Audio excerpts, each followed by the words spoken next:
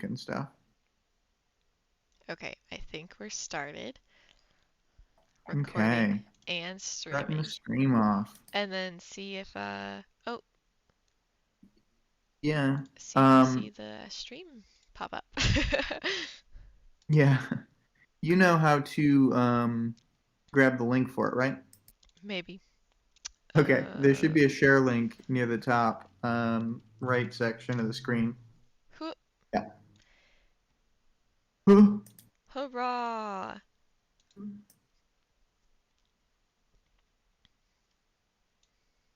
Let Okay. me. Well, how are you doing, William? As if we haven't been talking all day. I'm doing good. I need to figure out if there's a. Oh yeah, here. I can mute the stream so I don't have like a constant echoing nightmare. But Cool. still look at the chat. Hi, 2 plus 4 times 5. Hi, hi, hi. How are you doing? I hope they're doing great. But yeah, to answer your question, I'm doing just as good as before the stream when we were talking. Perfect. Okay, I'm going to play the Art. art. Okay. I don't know that I. Oh, there it is. I Can you was gonna see it? say. This is my I do see it now. I was worried for a second. And then I mean the joke obviously is it's a monster movie thing. I did a lot of tracing on this one, so nobody judge me. Oh, I think it's lovely. I Especially when the end result comes out. Yeah, I just it was kind of a necessary thing for me to get like all of the vibes right because I'm not I'm not experienced at all actually in digital painting. It was very difficult. Yeah. Well, the difficulty paid off, I would say. Thank you. I'm glad you like it. I really do. I enjoyed it I think too. he looks great when he's like fully fleshed in and like I think you got those key details like seeing the teeth through the thing and stuff. What a handsome man. Exactly. And then obviously the scientist here is fault line. Yeah. She's got Wearing their very her rods. odd assortment of clothing. Odd assortment. I was like, when I read that, I was like, man, she looks so cute. She looks so fashionable. Oh, she must be wearing something different in this. I was thinking it was the normal outfit of the gi plus riot gear. Oh, yeah. She's, in this chapter, I drew her in her normal, he calls it her professional clothes, which is funny because her profession is not what she's doing at the time. But she's wearing a white button-up with like black skinny trousers and Okay, yeah. tucked She into high looks knee good in boots. the chapter. Yeah, I think she's pretty cool. 2 plus 4 times 5 says that they're doing well. I don't have a shift today, so I'll be able to stay the entire stream. That's great. Oh, Greg won't be here for the stream. Oh, and I forgot to add everyone. My bad. That's me. I gotta starting. Oh, done. So here's Gregor. The original monstrous cape was his slogan. And then I got some of the other cast written out. Obviously, the fainting lady is the beautiful Shamrock. You can tell because she has a little shamrock on her dress. A little shamrock. Okay, I guess that's it. Here's our final product. I thought it turned out really pretty cool. It's it's supposed to look like a movie poster. Yeah, no, I think it's great. I think if Vale was here, he'd be flipping out. They'll be losing their shit. Yeah. This must have taken hours, which I have gotten honestly so much faster at at drawing since we started this. I'm gonna turn off the music. My bad. I was just vibing. Um, but yeah, like originally, oh, can you still hear me? Yeah, Okay, it just OBS was acting like it's not picking up my audio, but I just needed to scroll down. Okay. the room Um, I'm in also a compressor on a refrigerator just turned on, and it is. I'm happy it's not going through the audio because it is yeah, loud. I can't hear it. You're good. Uh, Um, and I do we love want to these. start in on the chapters? Yeah, we'll start in. I'll go for it. Or actually, wait, I forgot. We actually did themes. Oh yes, we did do themes. My bad. Oh, and we double forgot. We gotta just remind the audience that the audience participation question is talk about the differences in group dynamics between Fault Line's crew and the Undersiders. Yeah. We Great. were all over the place. So obviously, there's like I was saying, like there's not a lot of themes this chapter, just because like the main themes are so strong, like all encompassing for Gregor. Um, Mainly like the societal isolation, like the judgment and discrimination that he just experiences on a daily basis, which we don't even see very like we don't see the brunt of that this chapter at all. Um, like we see Right, but like we can see that it's something that he just thinks about like as a regular um part of his day even when it's not happening. yeah, like it's always on his mind, even in these in this situation where he's like not being like overtly discriminated against for the most part, like except when that girl fucking yells at him outside the Yeah. bar. That was rough. Yeah, well, I feel like social isolation is like necessary to have a trigger event, and Mhm. Gregor really just like you can see that with powers he's even further isolated. But like it's just kind of distilled in his thing. Yeah. And then and it's not even like the powers aspect is kind of like an underlying thing. Like it seems like even more of that comes from like the weight discrimination and the fat phobia that he kind of has Hmm. to face every day. Like the girl who yells at him doesn't mention that That he that has he a has skull face. yeah, that he has a skull face, that he's got all his organs are out on display, and that he has like uh essentially acne, like really bad acne. Like she's like, you let that fat guy in there. Yeah. um, and even if he hadn't like had his forced trigger or whatever you want to call it, like he would still have a lot of these same kind of problems. Yeah, yeah. And it's unclear like how much of his weight stuff is to do with the powers, Mhm. but like if the powers are a metaphor for trauma and somebody gains weight after they get PTSD, Mhm. like are those things really that separated? You know what I Yeah. mean? Yeah, I agree. No.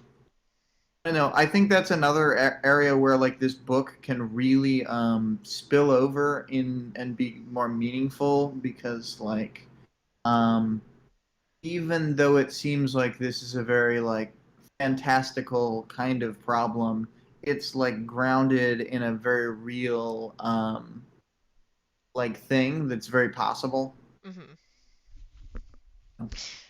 I I don't know if this is spoilers, but I feel like this chapter is kind of like important for establishing like almost like Wildbow's like view or intent on like appearances, fat phobia, pretty privilege and that kind of stuff, just because Taylor, our protagonist, is not great about these things, and she doesn't really evolve in those aspects throughout the story. Hmm. Hmm. So, I don't know. Like when you see Taylor acting a certain way or whatever, like you can definitely look back on some of the interludes where we're seeing other perspectives and like know that even in the world of like the universe that we're in or in Wildbow's head, like Taylor's in the wrong here. Right. Yeah. It's it's something that could be easy to miss, like the way that some of the audience had reacted to that early chapter, like 2.2 or whatever it is, where she's in the classroom Hmm. doing the research and she's like thinking about like all her bad thoughts, basically. Yeah, Um, she's judging, or she's not even judging her really. She's just noting that her teacher she thinks looks like a transgender woman. right. And I mean, like, there's stuff beyond that. It's like the way she talks about Rachel is like pretty unkind, Mhm. pretty baseline, like Mhm. mean. Um, but like I think the story isn't trying to say that that's good, but that could be misconstrued if you're not really giving enough time to the. Yeah. Yeah, I agree. I just we always like the interludes because they give us that extra perspective. Yeah. And then we talked a little bit here about pretty privilege Mhm. already, but we had Gregor equals snail, neuter equals hot monster. Um, I think this does give us kind of a view of like the different levels of things and like how Gregor is dealing with a bigger problem than Neuter is, Mhm. despite it being like a similar problem. Yeah, they they're very similar. And he even like compares like, oh, people like neutered me. I think he specifically says like he knows that Faultline is more attractive than people like him and Neuter. So like he doesn't seem to see like Neuter's advantage over him kind of Hmm. because Yeah, as we know, Neuter is hot because Taylor tells us. yeah. She tells us with the way she talks around the subject. Yeah. And then we there's the like devotee thing, which we'll probably just talk about while it's happening in the chapter, but Mhm. uh, just the way that that Laura, the woman, navigates that conversation. Mhm. And then we talked about found family and how Fault Line's crew sort of operates like family for all the capes that are in the group, which is also kind of true of the Undersiders, despite their very different group dynamics. Yeah. I think that Faultline's crew is certainly a more functional found family, a more healthy found family. Like Gregor seems to be like this is the probably the best situation that he could have gotten into. Like people who genuinely care about him, um, despite his appearance and even his personality, which is very strange because of seemingly like it's a combination of him essentially I don't know. I don't want to like get into spoilers, but hmm. Just go for it. I don't think there's too much of, and I think we really can like we've sort of talked a lot on this podcast about how or podcast stream whatever Mhm. about how we're fine with like mid-tier spoilers. We're not going to tell you what the ending is, but Okay. like we'll talk about some As future far stuff. as we can suppose, Gregor is from some different kind of society, like whether that be like a different country or like one that doesn't exist in this universe altogether. So he has like and along with that, not having his memories from that time, like he has really different social tendencies that I feel like we don't like talk about. He doesn't talk about in the chapter. Like nobody is outright treating him different because of them, but he doesn't really Yeah, he have. just kind of acts really weird compared to how like Neuter pretty much just acts like anyone else from Brockton Bay, but Yeah, Gregor the does not. the way that he speaks, and like the things that he chooses to say or not to say are very different than like what you would expect out of a typical person. Yeah, it in a very small way makes me think of one of the Ace 53s from Ward, Mhm.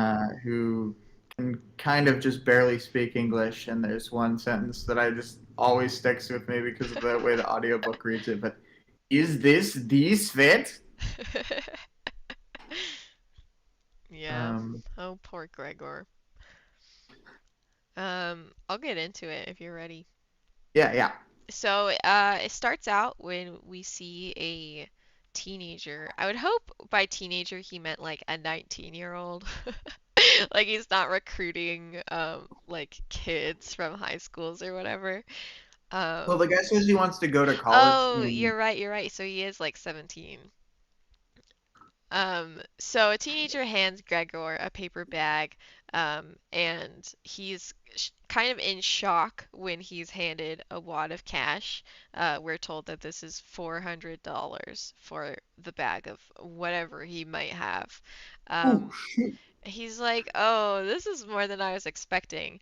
Um, I assume that they like answered a Craigslist kind of ad or maybe something on Parahumans Online and like kind of thought that maybe they were being scammed, but um the I contents went of the along with that bag. anyway. Yeah, they were like, well, this would be really great if it works out. So I think they're just shocked in general that they got paid.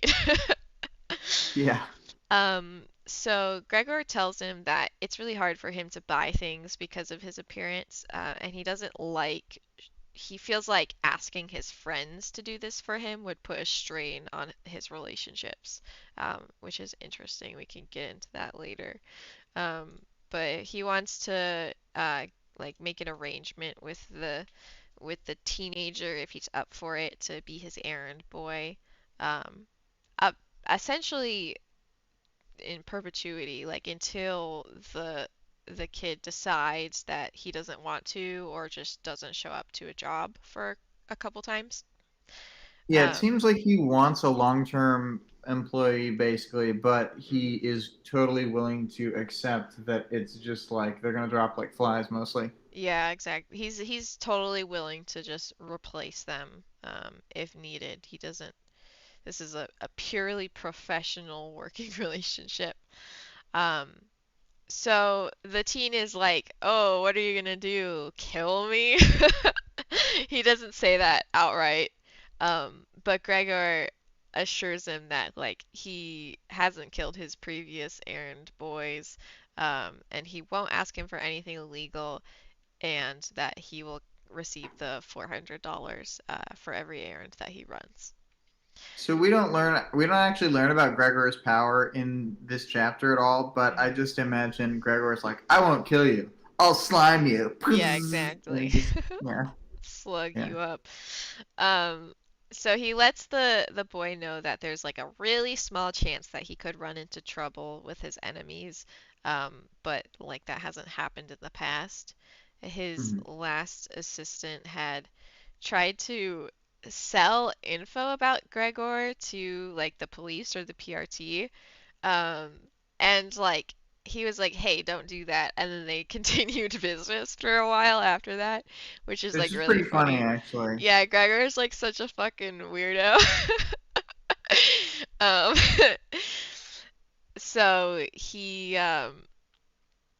the teen is like pretty happy with the gig. He says he's gonna use it to save up for college, which you Oh mentioned. man, Oh, Megafire's here. hello, Hello. Megafire. Um, and they exchange numbers before they part ways. Do you have Yeah. anything else to say about this interaction?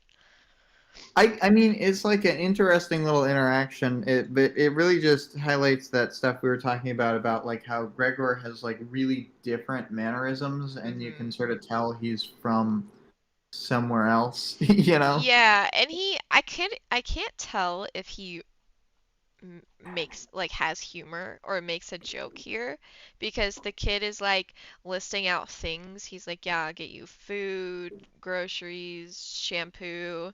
And Gregor says, "And I do not have hair, so you would not need to concern yourself with shampoo." Yeah, it's hard to tell if he's joking or being overly literal. Yeah. It's kind of funny. Um it's like really hard to tell whether like we're missing the joke or he's missing the joke. And I Yeah, feel like that never really gets cleared up with Gregor because there's like a couple other funny things that happen. Um, so yeah. yeah, as he walks around downtown, he's just kind of like moping to himself about not I don't want to say moping because that seems like I'm invalidating it, but he's very cognizant of the fact that people are just really grossed out by him. Either far away they see him and he is an obese man and they treat him differently because of it. And then when they get closer, they can see his face and are also disgusted um, because you Mm-hmm. can see his skull. And I am unclear if his like bones are also see-through, like if you can just continue seeing through I him. think it's just that you see the shadows of his bones. Yeah, okay. So like Um, he's like a milky ooze bag with like shadowy bones and organs inside. Yeah, in the next chapter, Taylor refers to his face as doughy, and I can't like stop thinking of him as like just a giant like Pillsbury Doughboy. Wow, I forgot Oh, about that. Doughy. yeah, she's like Gregor's doughy face. I always sort of thought of him as like slimy, but I don't think I was getting that from anywhere. I think I was No, I think it's just his name that you base that off of. well, but he also has the slime power, Yeah, I but guess. I don't think his skin is slimy or anything. Yeah. I think he's You're right. just You're right. he's doughy. Um, but he thinks to himself that he has come to peace with being one of the monsters, which I don't know. Do you agree with that? Like, do you think that he's I come to think peace? he's in that stage where he like he's in an early stage of like dealing with his problems where he's like, I've already thought about it once, so I've come to terms with it. Yeah, yeah, that's true. Like he's come to terms with it in the sense that he's like not seeking to be changed or like to change it, but he's like obviously not happy with how he's being treated and he seems to not be happy with himself generally. Yeah, yeah. Um, so I cannot say the name of the club. What is the club Palanquin. called? Palanquin. Mhm. Okay, so Gregor arrives at this fucking poppin' club, but he ends up just skipping the entire line, and is just automatically let in by the by the Hispanic bouncer. Did you say he mentions he's Hispanic? They do mention that in the chapter. It's a burly Hispanic doorman with a Okay, beard tracing the edges of his jaw undid the chain fence to let him through. very nice. Do you want to read the excerpt? What the hell? One of the girls near the front of the line complained. We've been waiting for 45 minutes, and you let that fat fuck through like that? Clearly she has been pre-gaming too hard because Yeah. what a psychotic thing to yell at a stranger. But she gets her just desserts. She's told by the doorman that Gregor is actually the owner's brother, and her friends are all fucking banned. Oh, Um, shit. and then Gregor like smiles to himself in a very like Taylor way, in my opinion. He's like, ha ha ha. Well, his is nicer because Taylor smiles to herself when like violence has been done. Yeah, that's true. That's true. He smiles to himself because they got what was coming to them, which is what I don't know. It's like a Yeah, weird it's usually an aspect of Taylor's thing. yeah, it's just I think it's the only time that Gregor shows any time of happiness in this chapter. So I think Yeah, that's why it like stood out so much. gotcha, gotcha. Um Gregor, so he mentions, oh, like he's not the owner's brother or whatever, to himself, but obviously that's a better explanation for the doorman than like he sort of owns this place. Yeah, Um, so Gregor briefly recalls himself being a bouncer, um, and that he would get hired for like clubs that wanted to have like an exotic appearance, which is interesting that he went along with that as well. yeah. It plays into the thing that's part of his like core trauma almost. Mhm. Even because I mean, the people who get powers through like the alternate method or whatever, Mhm. they don't have powers that are as directly tied to them, but typically like the trigger event itself gets some aspect of them incorporated into the power. That's one thing, and their like mindset during the trigger event.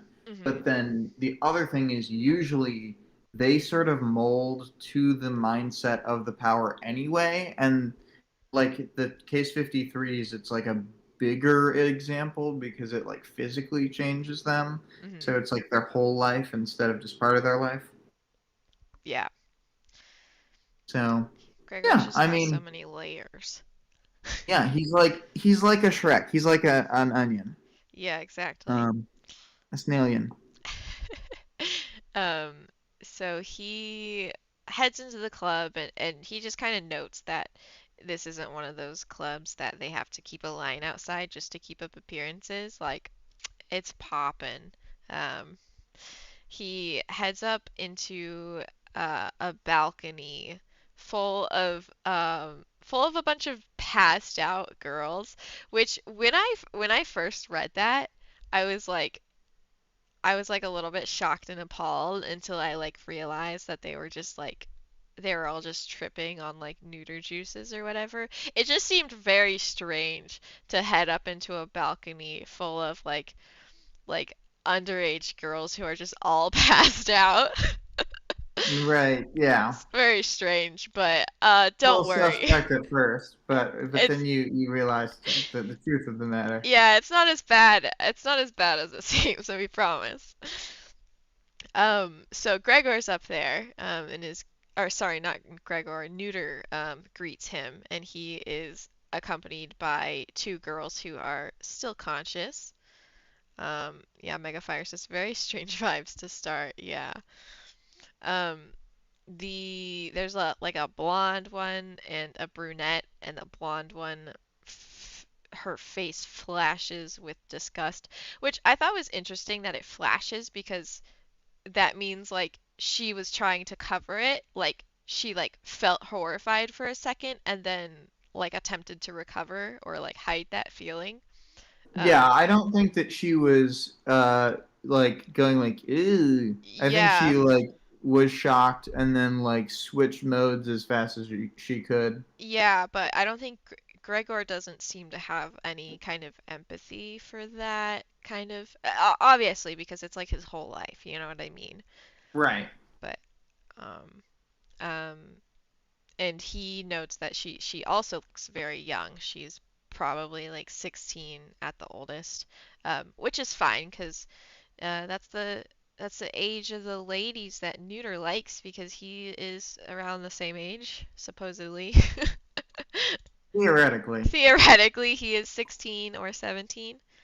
Um, When you have amnesia, it's yeah, hard to tell. it's hard to tell. Maybe he should have stuck with 18-year-olds, but I'm not going to say anything about it.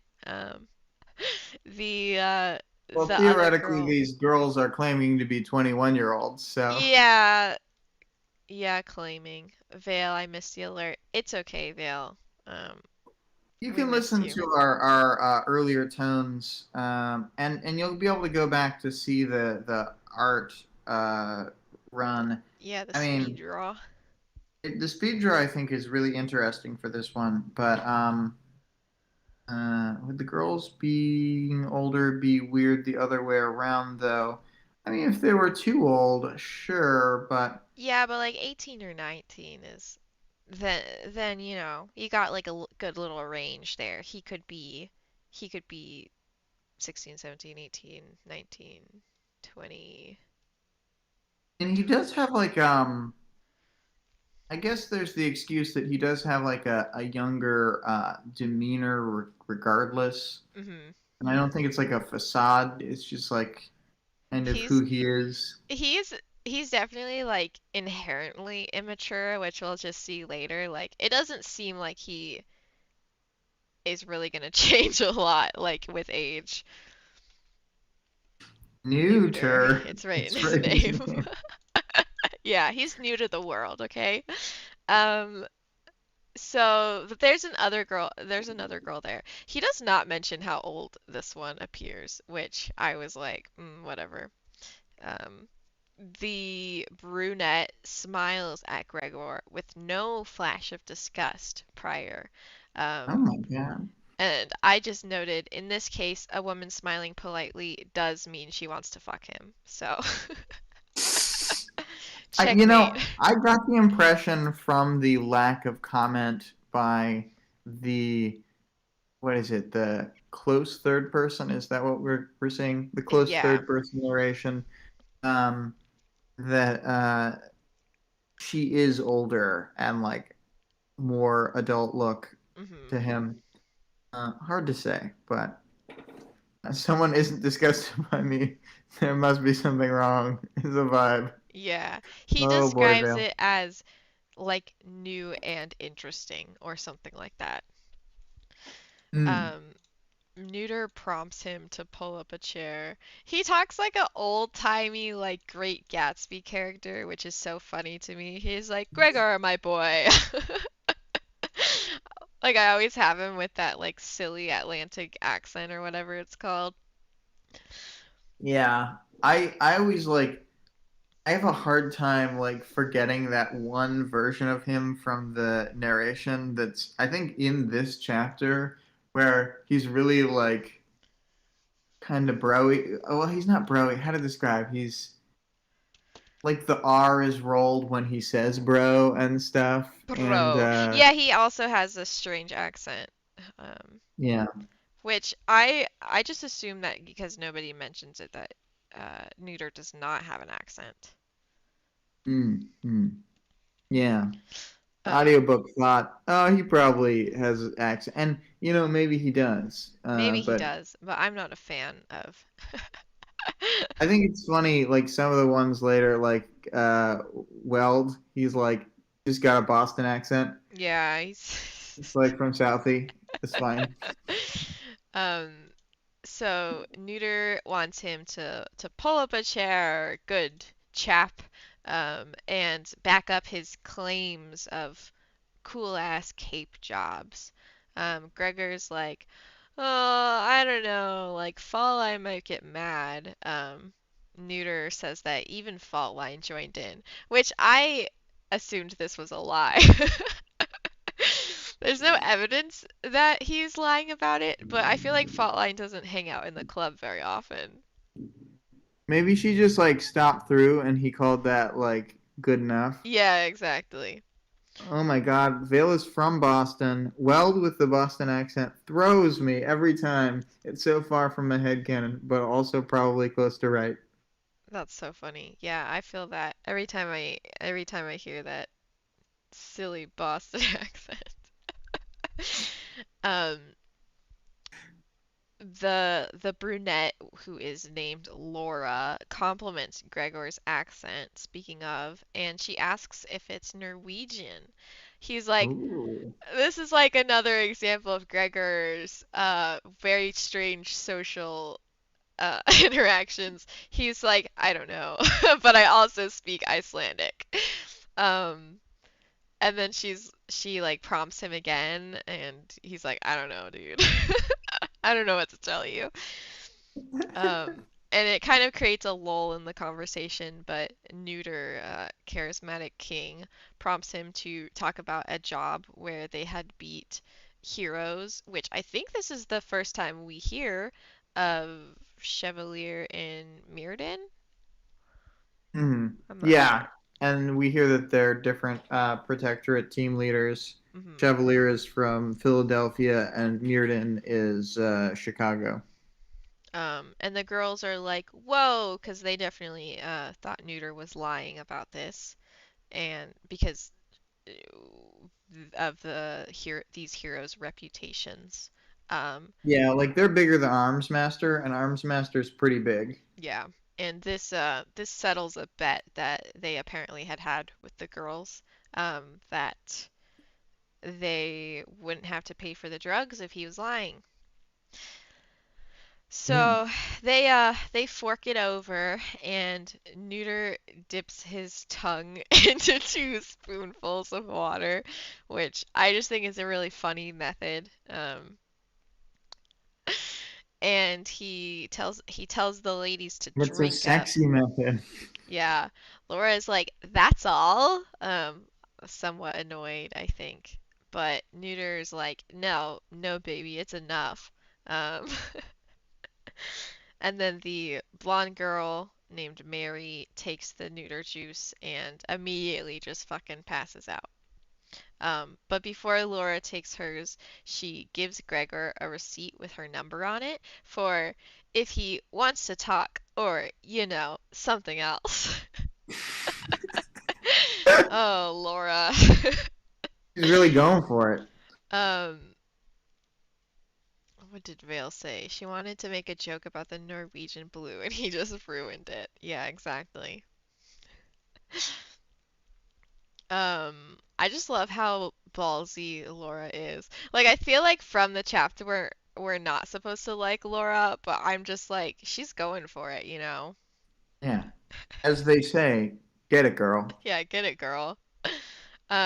So Gregor's like kind of confused, um, but kind of like internally seems to come to a decision, and he trashes the receipt. Just, dude, I would have been so devastated if after my high I like got up and saw my number in the trash can. He could have done it in Yeah. his room or something. I don't know. Well, hopefully she doesn't look at the trash can. I don't know. For Maybe her she'll own throw sake. something away, throw one of her cups away or something. Um, Oh no. which do they have trash cans in clubs? I feel like that's not a thing. Well, this is like an upper area where like Neuter hangs out. It Yeah, seems fine. that's fine. Vale said overly obscure reference to Monty Python's flying circus sketch about a non-existent species of parrot called Norwegian blue. I apologize even more for explaining. Vale, you're always explaining your jokes. It's fine. It it works. It works. It makes it funnier. That's like your brand. It's funnier to me. Um, New York kind of is uh, annoyed at Gregor and just tells him that he's self-sabotaging. And Gregor explains to Neuter what a devotee is. Do you want to read this? Yes. Um, I'm not gonna do like an accent really, but Yeah, I you need that will make him Norwegian sound weird and Icelandic stilted. accent. Yeah. It is a slang term for someone who is attracted to people with disabilities because of the disability. I think it is about power, attraction to someone because they are weak somehow. I think it is likely that this Laura sees me as weak because of the way I look, the way I may have trouble day to day, and this is compelling to her in a similar way to how a cripple or blind man might be a devotee. This does not appeal to me. I feel like I mean it's obviously like just a quick explanation for neuter, but I feel like it's, you know, more a little bit more nuanced and complicated than that probably.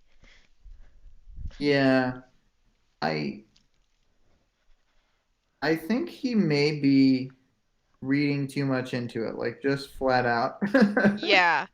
And he also says, so like this next line, Neuter tries to tell Gregor that maybe she did like who he is, but Gregor says she didn't see enough of him yet.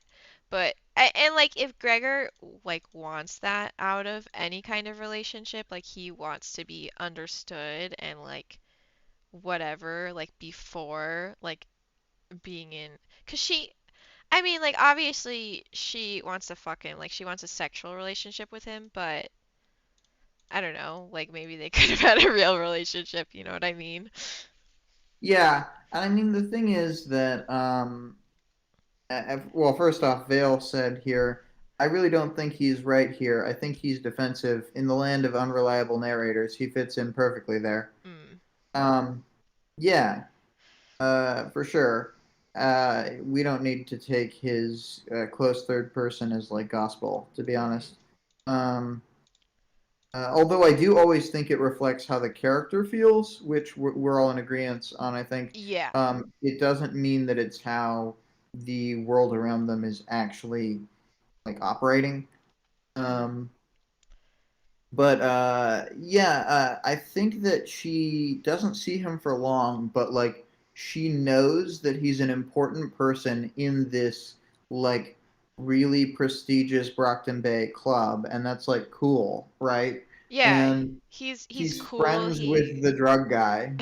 Um, He talks about like doing cool jobs. She says she likes his accent. Like maybe she likes, I don't know, like kind of weirder or exotic things, whatever.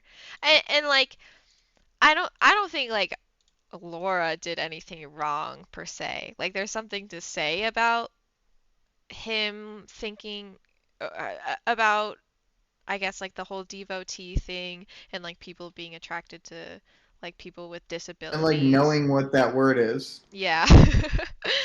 um but I don't know. I think he is seeing too much bad in this situation that might not necessarily be there. Yeah, yeah. Vale said a couple more things.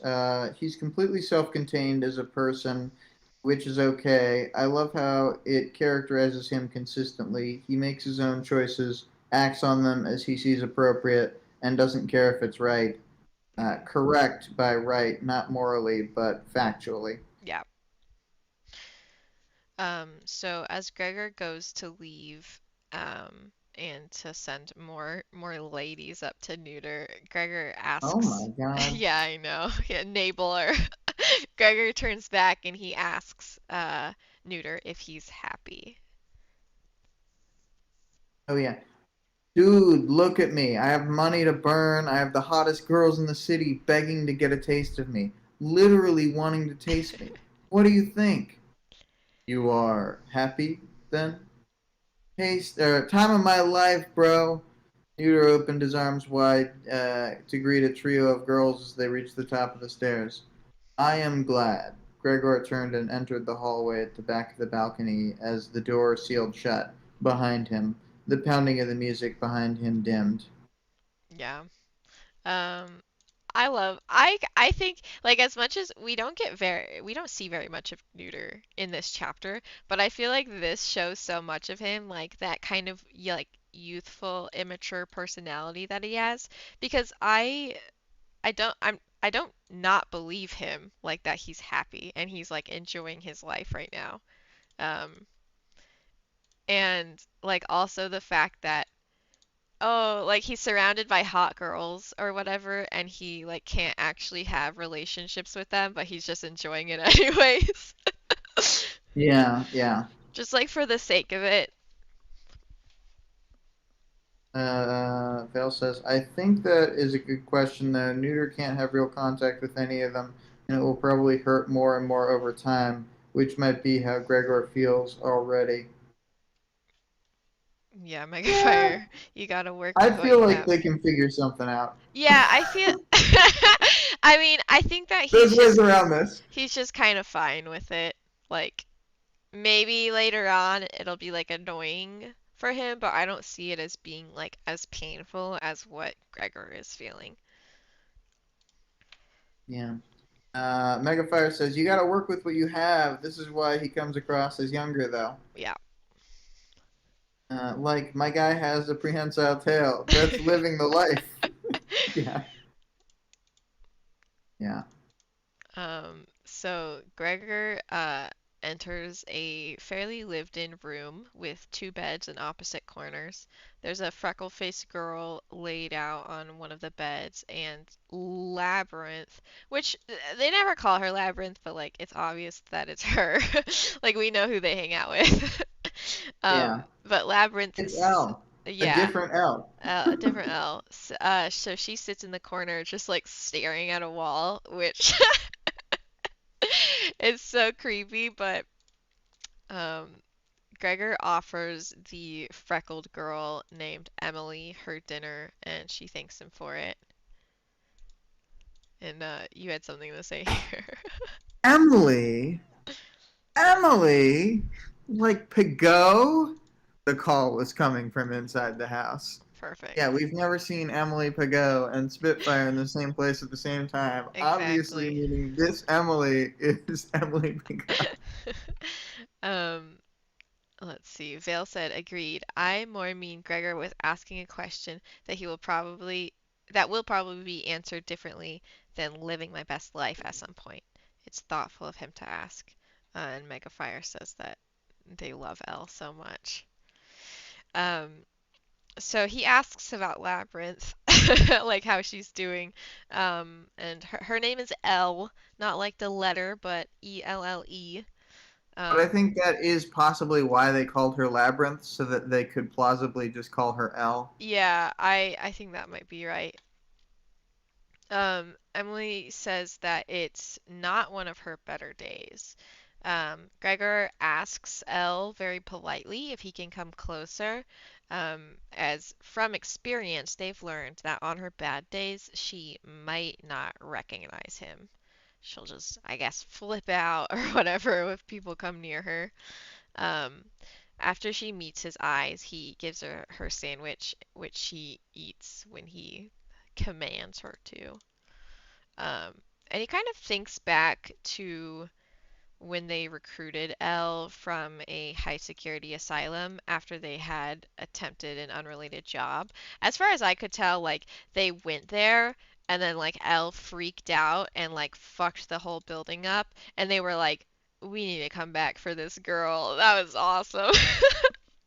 Well, so her power acts longer and longer over time, Mhm. over a wider and wider area over time. So Mhm. what the hospital had been doing is cycling her from area to area so that she wouldn't gain hold of the area. And because the hospital had to be put on lockdown, then Mhm. she was locked down in the same area until her area grew over the whole facility. And then they met up with her, and then they helped her escape, and then she joined them, becoming the fourth member of their group. Yeah. Nice. Okay. So, That's also when Burnscar escaped, I think. yes. During that breakout or whatever. Mm-hmm. So Gregor enters Fault Line's office, um, who is wearing super hot girl clothes, and she has a series of rods strapped to a board in front of her, and she's like closing her eyes and swiping her hand across the rods. So this is the first time we've seen Fault Line's power, right? Yeah. She just breaks stuff, like I don't know, she fault lines it, I guess. Um, so some of the rods are sliced, but some of them remain untouched. And fault line's pretty unhappy about this. Yeah. Yeah. Vale I said, like your note here. Fault line is like, fuck! yeah, she does like actually, she like says it quietly this time, and then she starts yelling it later. Vale says, can you imagine the list of crazy protocols the asylum has to manage for its patients? We need a 30-ton crate and a honey dispenser is a sort of requisition that would make perfect sense coming from the asylum. Yeah, very true. What Um, else can we do without a honey dispenser?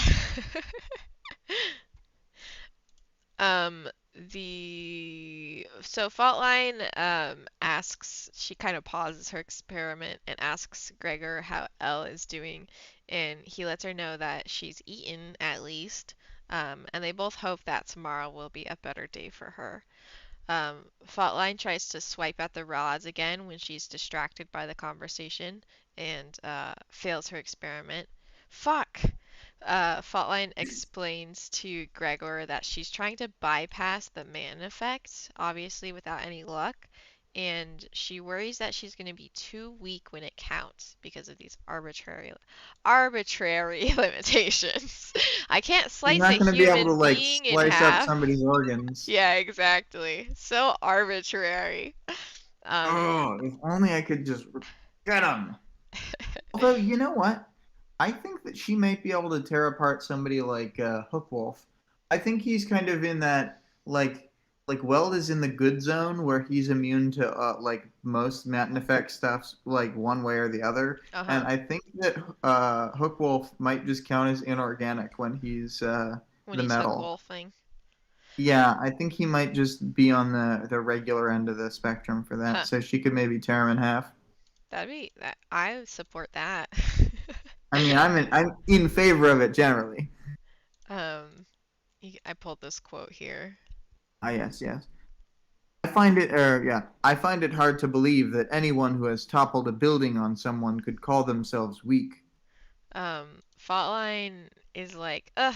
Well, there's some capes who have been able to bypass the Manton effect before.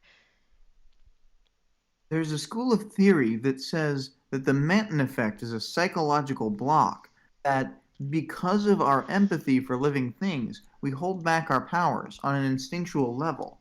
Or maybe we hold back against other living things because there's subconsciously imposed limitation that prevents us from hurting ourselves with our own powers.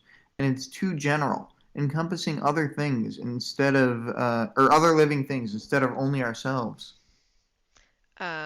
I think this is stupid.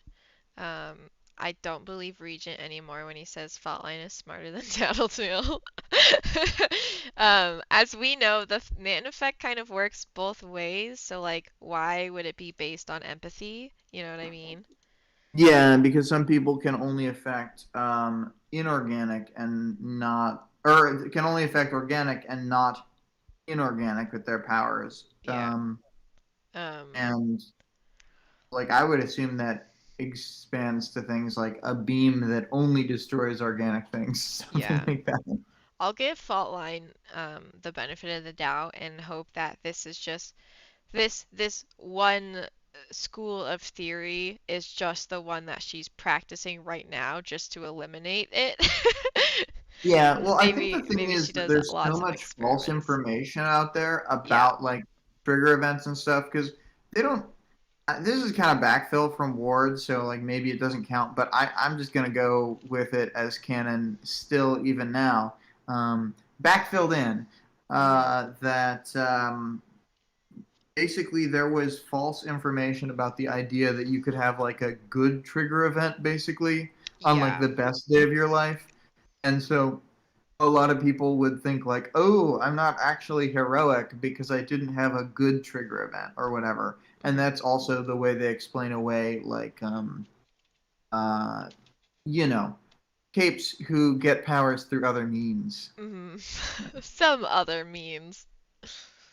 Other memes. Um, Vale says only affecting organic tends to be strikers with manipulation of organics or masters who control organics. Yeah.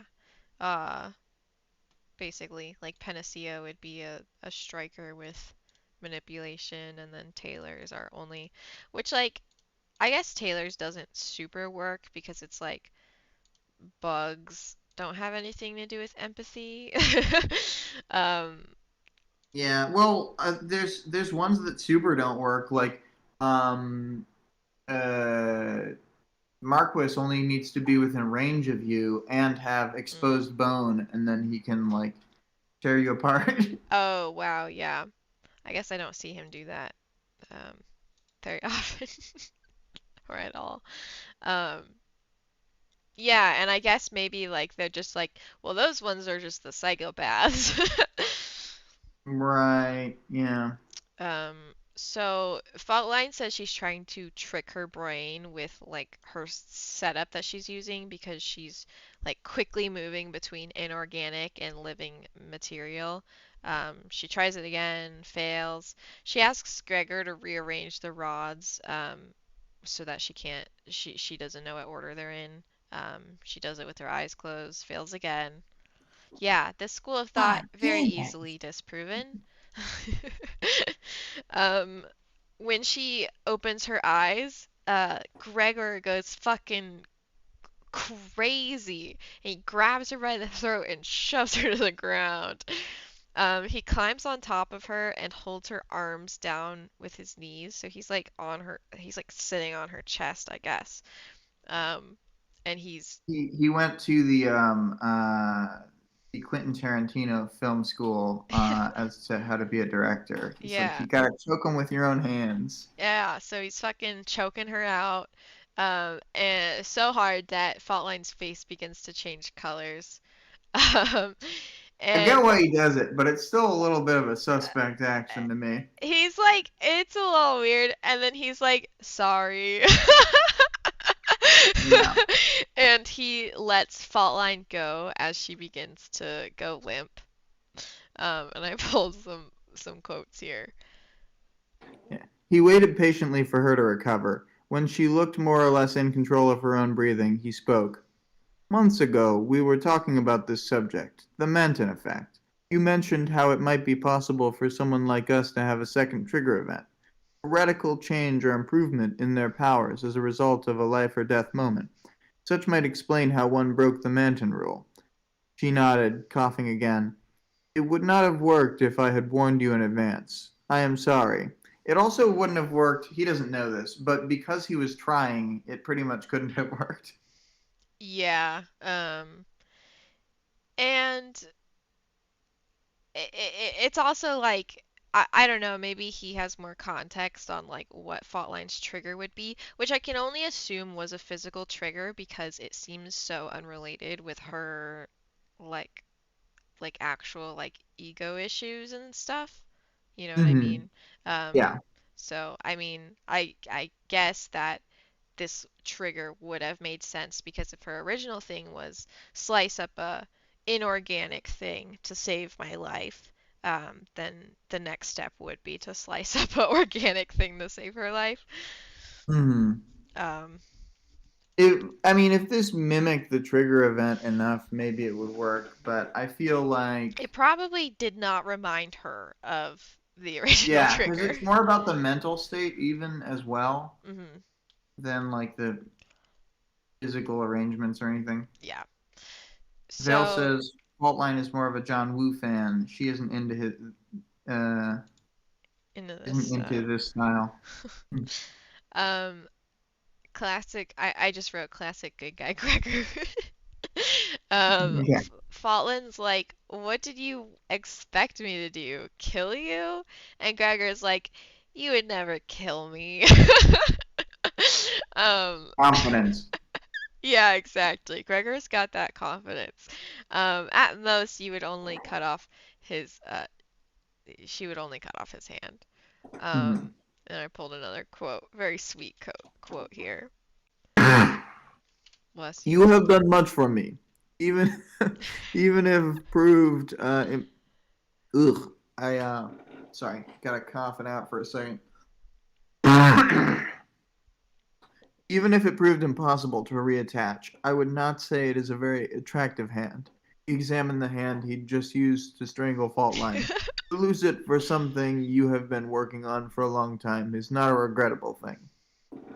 He's so sweet here. Oh. And Faultline's like, ugh, you can't like try to murder me and then say something so sweet. um, So she thanks him for trying to kill her and decides to return the favor with the most powerful weapon of all, information. um, they're just so stupid. Sorry. So Faultline shares an image uh, with the same like design as his and Neuter's matching tattoos. They are not matching tattoos. They're like branding. So we know Wow, I that. didn't know those two were tattoo bros. Yeah. She's And like, with all even though those they're other people so too. different, which is funny because like they would just have matching tattoos. So like Taylor wasn't that far off because like they are really good friends. But the thing is, I think it's an odd observation from her to say like they were so different. Like they are very physically different in appearance, but like They they're both obviously have the same. amnesiacs who have physical deformities and Yeah. superpowers. Well, So they maybe kind of have a she lot in common. maybe she had some kind of understanding of their very different personalities too, because he's like Mm. this super sexy like club and drug lord teenager and he's just like a I 30 am year this guy, old. you know. Yeah, he's just a 30-year-old doughboy. So Yeah. um Gregor flips through some pages with pictures of parahumans and different articles about them. Faultline informs him that on a steady basis, this seems like she's just reminding him, I guess. It's a little bit not like the best exposition, you know what I mean? Exposition dumpy. Yeah, a little exposition dumpy, but on a steady basis, parahumans have been popping up with this tattoo and amnesia. At first, they were strange in appearance, but now Gregor flips to a picture of a hot redheaded woman who he calls a girl, but I didn't like that. Named Shamrock, who has recently shown up in Vegas. And she actually has the matching tattoo, which means they were besties in their past lives before the amnesia. Um, Oh. Faultline says that these parahumans popping up have become less and less Hopping. monstrous. Hmm. Hopping like the club? Yeah, exactly. Um, Faultline says these parahumans popping up are have become less and less monstrous every year, and now there's this confirmed just total normie lady who has no physical alterations. So this is shocking news. Um, I they've was surprised. they've also heard a rumor of someone called the Dealer hanging around Florida, and they are dealing powers. If you pay him 35,000, the dealer It will just give doesn't seem you. like very much, you know? Yeah, but I think he stole them. I know he did. Yeah. When I first Um, read this, I was like, that's so low. yeah, like I would just I have like a HELOC, like a home equity loan. I would just fucking throw it right in there. You could just get probably a credit card with that, right? Sell my car. I don't need a car. I have superpowers. I think for the dealer himself, it's very low because like each time you give someone powers, when they get the powers, like that moment in itself is like a life or death scenario potentially every time. Well, I'm sure that he like leaves. He probably is like, drink this in the comfort of your own home. Yeah, explode the comfort of your own home. Yeah, exactly. Drink this in Um, a field. So they are dealing powers in a bottle, and they mean that literally. There are bottles of powers in this strange briefcase. Um, I usually so call them vials a yeah, lot of the time. yeah. So they there's actually a blog post um of a description of the dealer, and he's A donning a famous suit. blogger? Yeah, he's donning a suitcase, and it's marked with the very same symbol marked on Gregor and Neuter and Shamrock. Um, but unfortunately, OP was murdered 2 days after making the post. So, something fishy going on there, huh? Oh yeah, yeah. Yeah. So Faultline completes her anime monologue if you want to read this quote. What I think is that someone out there has figured out how people get powers, and they've made a business out of it. But the first attempts didn't go so well. It could be that if the chemistry is bad, the people who drink the stuff are become like you, like Neuter, like Sybil, and Scarab. So this person or people, you think they are experimenting. They have been refining their work, and the physical changes have become smaller. And this dealer was either their salesman or more likely someone who stole some of their work and tried to profit from it. The people he dealt to didn't get the tattoos. Whoa! So Faultline lets him know they're gonna follow this other lead, Shamrock, and either she can deal the the deets or they can offer her a position on the team, or best of all, both. Yay! Yay! So, And my team. it's a pretty good chapter, huh? Yeah, I mean, I think it's like I think it's like a really good interlude because it's like a character totally unrelated to Taylor. I mean, pretty much. We see Mhm. him in the background. We get to re-see two characters we just saw in Taylor's thing Mhm. from like their own team's perspective, and like I don't know, he's like super different from anyone we've been with before. Yeah. I think it's a good. I think that like their team is so interesting too because the fact that they're mercenaries makes them come off as like so cold and um businessy, like their coworkers or whatever, but then they have like this dynamic that's more family than literally any of the other teams we have seen and probably will see for a while. Yeah. Um. Yeah. They're Yeah, a pretty crazy group. We have a lot more about it in the character section, so I kind of want to go through those before we go over our direct talk about their dynamics, I guess. sure. Um. So, do you want to start us off, or should I? I'll go ahead.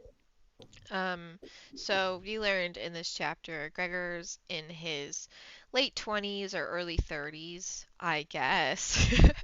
It seems like it would be hard to tell.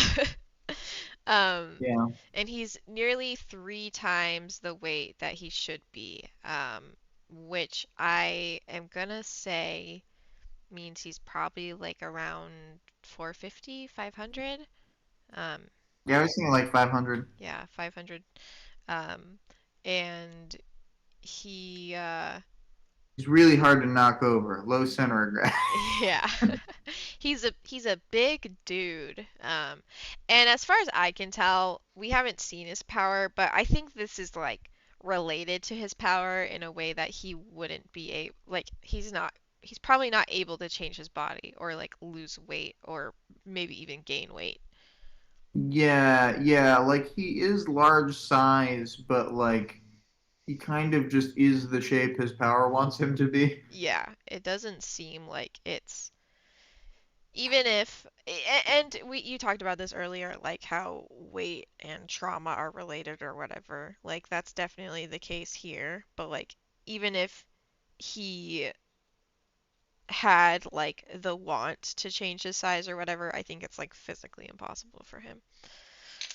Right, um and like I don't really think that everyone can lose weight. Like yeah, I I don't think agree. it's physically possible for like because we just have different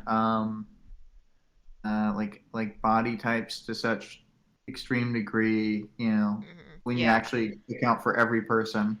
I have a That lot of opinions on just people's bodies and fat phobia and that kind of stuff. I don't have the study on hand, but I did see a video recently about how um, when they do like like not stomach transplants, but when you have to like transplant things that involve the stomach, it can change people's gut health, and that can even lead to weight gain or weight loss. Um, just like the fact that somebody like you could get somebody else's gut bacteria and that itself will just completely change your appearance and like how your metabolism works and stuff. It's a lot more complicated than people act like it is. Yeah, my bacterias are hungry. Yeah. So he has this is the grossest. Like I feel bad when I read this part. This is like the part that grosses me out the most about Gregor is he has quote unquote rotten brown fingernails. Why are his fingernails rotten? Well, I definitely have known multiple different people to get fungal infections in their nails, Oh, and and that then makes they look sense with him more, because he's so snaily. yeah, yeah, like, yeah. Um, Um, Poor I Gregor. think that it seems powers related. I don't Yeah. know. He doesn't seem like an unclean dude. Yeah, like he's not taking care of himself or anything. He has an accented voice that sounds kind of Norwegian or Icelandic. And he kind of talks like he's not very comfortable with English. And then we've talked about before, he has like these little growths that kind of look like barnacles with a shell and a spiral that are kind Yeah, of they keep mentioning the spiral shape. yeah, that are kind of all over his body. So I guess the spiral's like pretty prominent. Hmm, hmm. And then he has kind of translucent skin, and you can see the shadows of his skeleton. Yeah. And it says his teeth and his tongue and stuff as Hmm. well. Yeah, But so I think it's pretty interesting. he's a pretty cool dude. Um, I would smash, but he would not. So, um, Would you smash? probably not. I'd have to get to know Yeah, him I was gonna first. say like I don't know. I'm not like Laura here, who's just going off of looks, okay? well I just I'm not trying to be like a like the kind of guy that Gregor is bringing up, but like I also don't want to pretend like looks don't play a factor in like Yeah, attraction. He relationships. is right that like things are gonna be tough for him. Yeah. We learned a couple other things. He used to work as a bouncer, so I don't know, maybe like letting himself be like ogled at in kind of a different way than he does now, because like that's the situation that he was in. Um, Right? Yeah, and I mean like it's like I was saying before. It's work that plays into like his own like whether or not it's like what gave him powers. It's his current core trauma. I would say like mhm, his feeling of monstrosity and like um, incompatibility with society. mhm. And a couple other things about him that I didn't necessarily write down, but and this gets into the group dynamics, but I think it's kind of all mixed in, so I don't know if that's um, if we want to save it or anything. No, we can say it now. I think Okay, it's s- very Gregor specific. I found him. There's two things that we learn about his relationship kind of with his friends. It's that he doesn't want to make them run errands for him essentially. Which is But he so does run an errand for but them. He he picks runs up the errands for sandwiches. them, which is so goofy. And I assume that they don't know that he's not doing these himself, that he's like hiring somebody, because I don't think they would like let that slide really. Hmm. Like they wouldn't ask him to go out and get them sandwiches. And Right. Yeah. Labyrinth obviously can't do errands for herself, and Neuter probably can't either because he doesn't want to like touch people on accident, right? right, and he kind of can't be out like Gregor can kind of hide himself in a way. I think Neuter would have an even harder time generally hiding himself Mhm. from the world because of his like maybe he could hide the tail in like a trench coat or something, but I'm just imagining the tail would be incredibly hard to Yeah, the tail, and work then he around. also has, even if you ignore the orange skin, like he has very strange eyes. He has bright blue eyes, Yeah, with like yeah. little goat slits. Um, Does yeah, he so have human hands or like neuter? Yeah, I think he yeah. has human hands. I think Okay. he's like mostly human looking, but Well, that's what I thought, but then I like started to question myself. I'm like, maybe he has Ninja Turtle hands. I mean, it would make more sense because he does like just hang on to walls, but I think he just is kind of Spider-Manning it. Okay, okay. Um, Or of and his then powers package. so he doesn't want to put the strain on his friendships. And then he also is paying his crew to research like where he and Neuter came from. Like something I Yeah, feel like they would just do for him. yeah. I don't know. It's an odd dynamic because it also helps Faultline keep up her facade of like I only do stuff for the money. Yeah. Like I'm always getting paid. So it's like it's doing more than one thing. Mhm. Um, and he's clearly willing to go out of his way for Faultline as well. It's just it So I think it somehow relates back to like his unhappiness with this with Laura or whatever. Like there's just something he like can't handle people like looking down on him in yeah, any sense. yeah, he needs to be. It's like not that he needs to be above people, but he has to be at least on a par with people before he'll interact with them, Mhm. and like maintain that. I'm having a hard time articulating it exactly, but I really do feel what you're saying. Yeah, it seems like he has to prove himself in some way. Like Yeah. he will do these things for his friends. He doesn't want to put things on them. He doesn't want to like he doesn't want to give in to like what it would be easiest, I think. Hmm. Hmm. But yeah, he's a real interesting guy. I feel like there's a like even though like half the chapter is focused on like this exposition part, like we still get so much out of that. Yeah, I think this is one of those uh like early greats for the interludes. Mhm.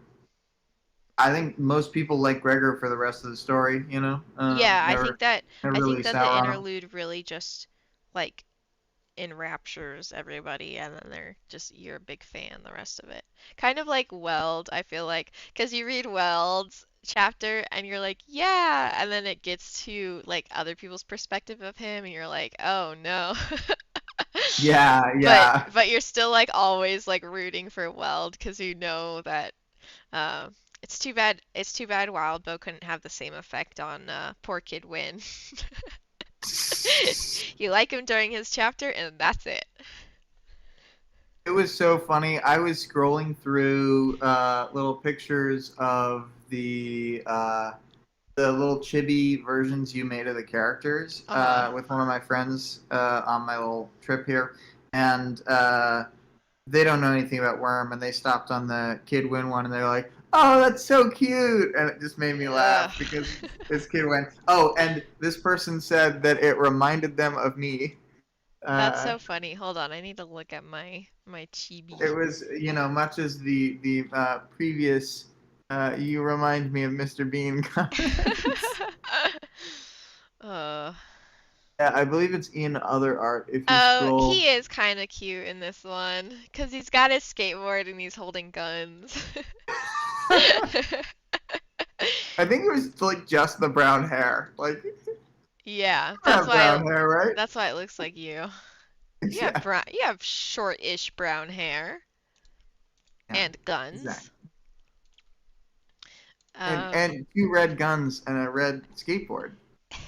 do you want to Um, talk about neuter? yeah, I'll talk about Neuter. He's pretty new to the game. Mm-hmm. Um, he has such a weird name. Yeah, I'm not a fan. I know it's supposed to be like Newt, but they could have just called him Newt. I think he should have just been neuter, like the spelling of the word that means like to put down or whatever. Um, is like that's what he does when he touches people with his hallucinogenic juice. Yeah, The but doesn't juice. it also mean like animal vasectomy?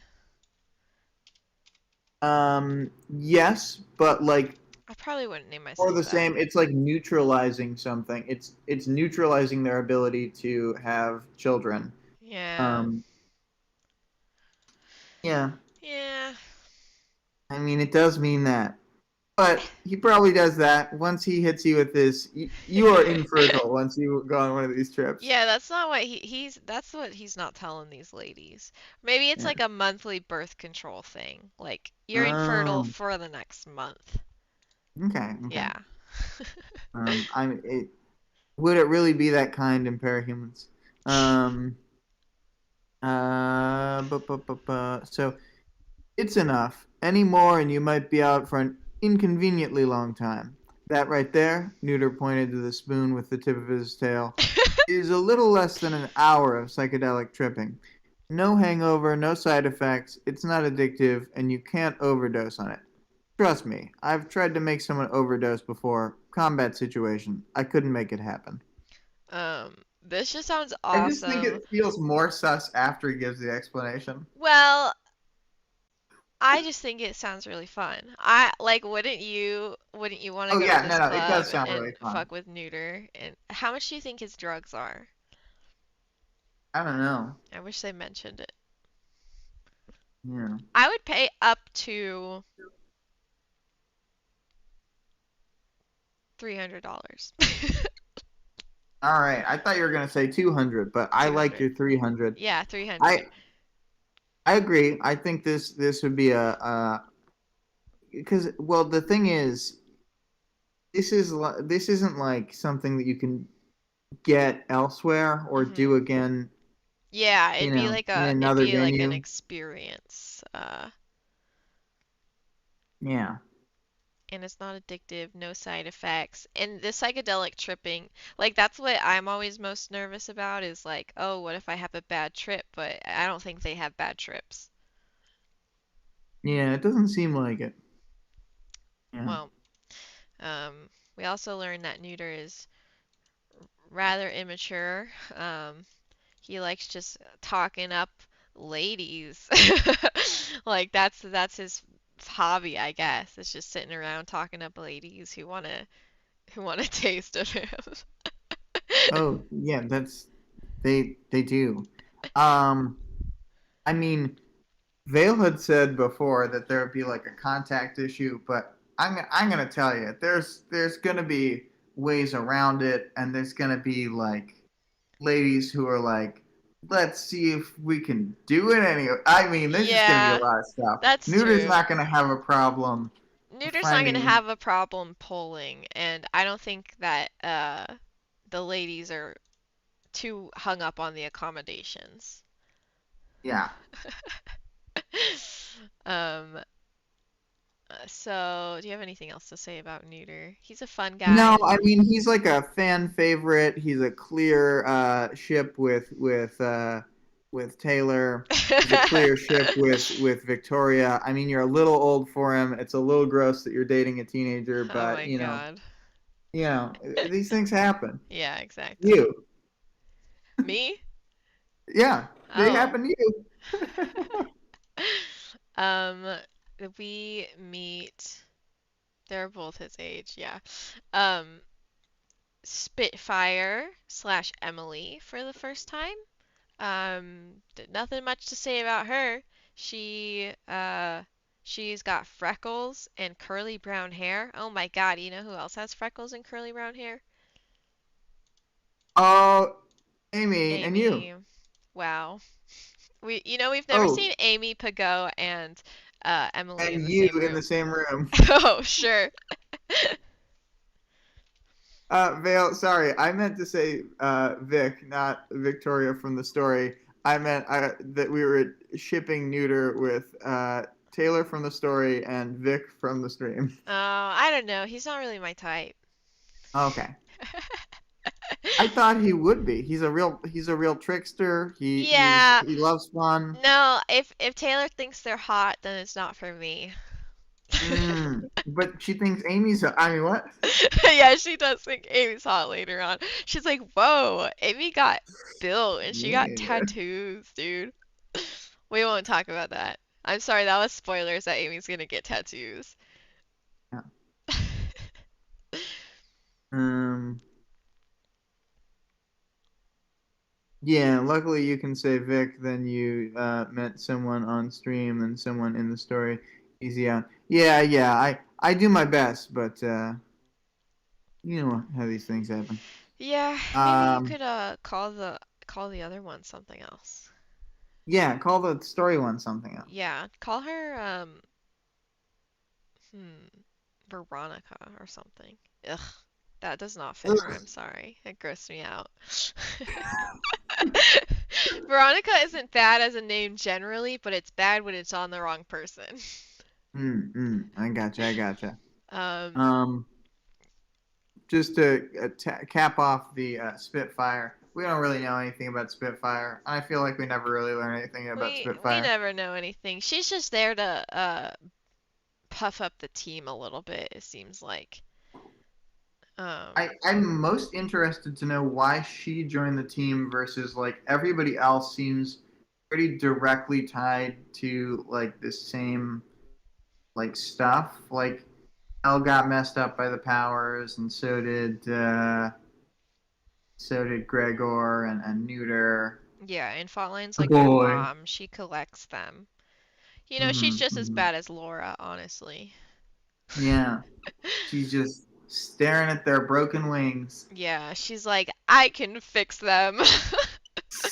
Just like, Vale said, she goes by Glory Hole with the villains, edgy dark mirror to Hellhound. Yes. I honestly hate that they Only call a her Glory slightly Hole. edgy dark mirror. It seems like a pretty edgy name. I think the problem, like the reason them calling her Glory Hole bothers me so much. First of all, it's just like, it's just like gross. Um, it's like calling somebody like a slut or something, you know what I mean? Yeah. But also like people are so like, um, the Cape community is very careful with their names, you know what I mean? Like they try to respect other people's current names, and it's not often that they make fun of them. Yeah. Yeah, we won't talk about it. But like that's like I don't know. Like the first time it happened, I was like, that's really mean, Tattletale. Well, another thing is like Tattletale is doing it at her specifically. I think she's someone who would be more affected by it than most people. So, Yeah, it's just like, she really really mean. cares about the names and stuff. And, like, I don't know if Tattletale could tell that in the moment or if she was just shooting a shotgun of meanness generally and seeing what hit. But, you um, know. oh, it's so That's definitely one of the meaner things she does. And she kind of continues it on, you know? She continues Keeps it calling on, her. and she's always an asshole about people's names. Or not about her names. We joke, William and I joke a lot about how Tattletale is a horrible ally. Like she's always like outing people in like lots of different ways, like even the literal sense. She's like always dead naming people and like calling them the wrong name because she thinks it's funny. Yeah, Like, yeah. oh my God, it's pretty bad. TT's power was actually giggling, insisting she use the name. That's funny, Vale. Um, so on to Labyrinth, who we learn is named Elle.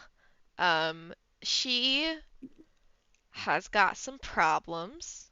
Um, we see like in stark contrast to Spitfire's like area of her room that's full of stuff and personality, decorations, all kinds of things. Labyrinth has a cute bedspread and pillowcase that was gifted to her by Faultline, and that's it. She she's really she's got her good days and her bad days. And when they say that, they mean days that bad days are days that she's good with her power, and good days are days that she's better at interacting with the world. Yeah, yeah, Um, yeah. Megafire said a minute ago we learn a little about her in Arc 11. I'm assuming about Spitfire, and then mhm. said about this. No, not L. I'm not sure what that one was about. Yeah, she's got blonde ass hair. Um, and she's kind of like we see like she dresses to be like comfortable more than anything. Like I'm sure that they kind of like pick out the clothes that she wears or whatever. Mm-hmm. Oh, About I her see. He was joking about her about her having having problems. problems. No, Gotcha, she gotcha. doesn't have any problems. Yeah, Labyrinth she's fine. is doing good. And then we also learn that like she can be even more so dead to the world, where like if somebody approaches her, she might not recognize them and could seemingly lash out. Yeah, yeah. Um, Cruel irony, Gregor observed. Yeah. Um, this was a good quote.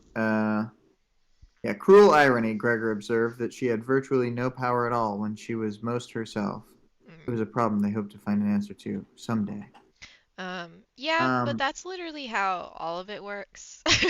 Like I yeah, know that yeah. her version of this is more stark, but like the more you let your power overtake you, the less of you there will be, and vice versa.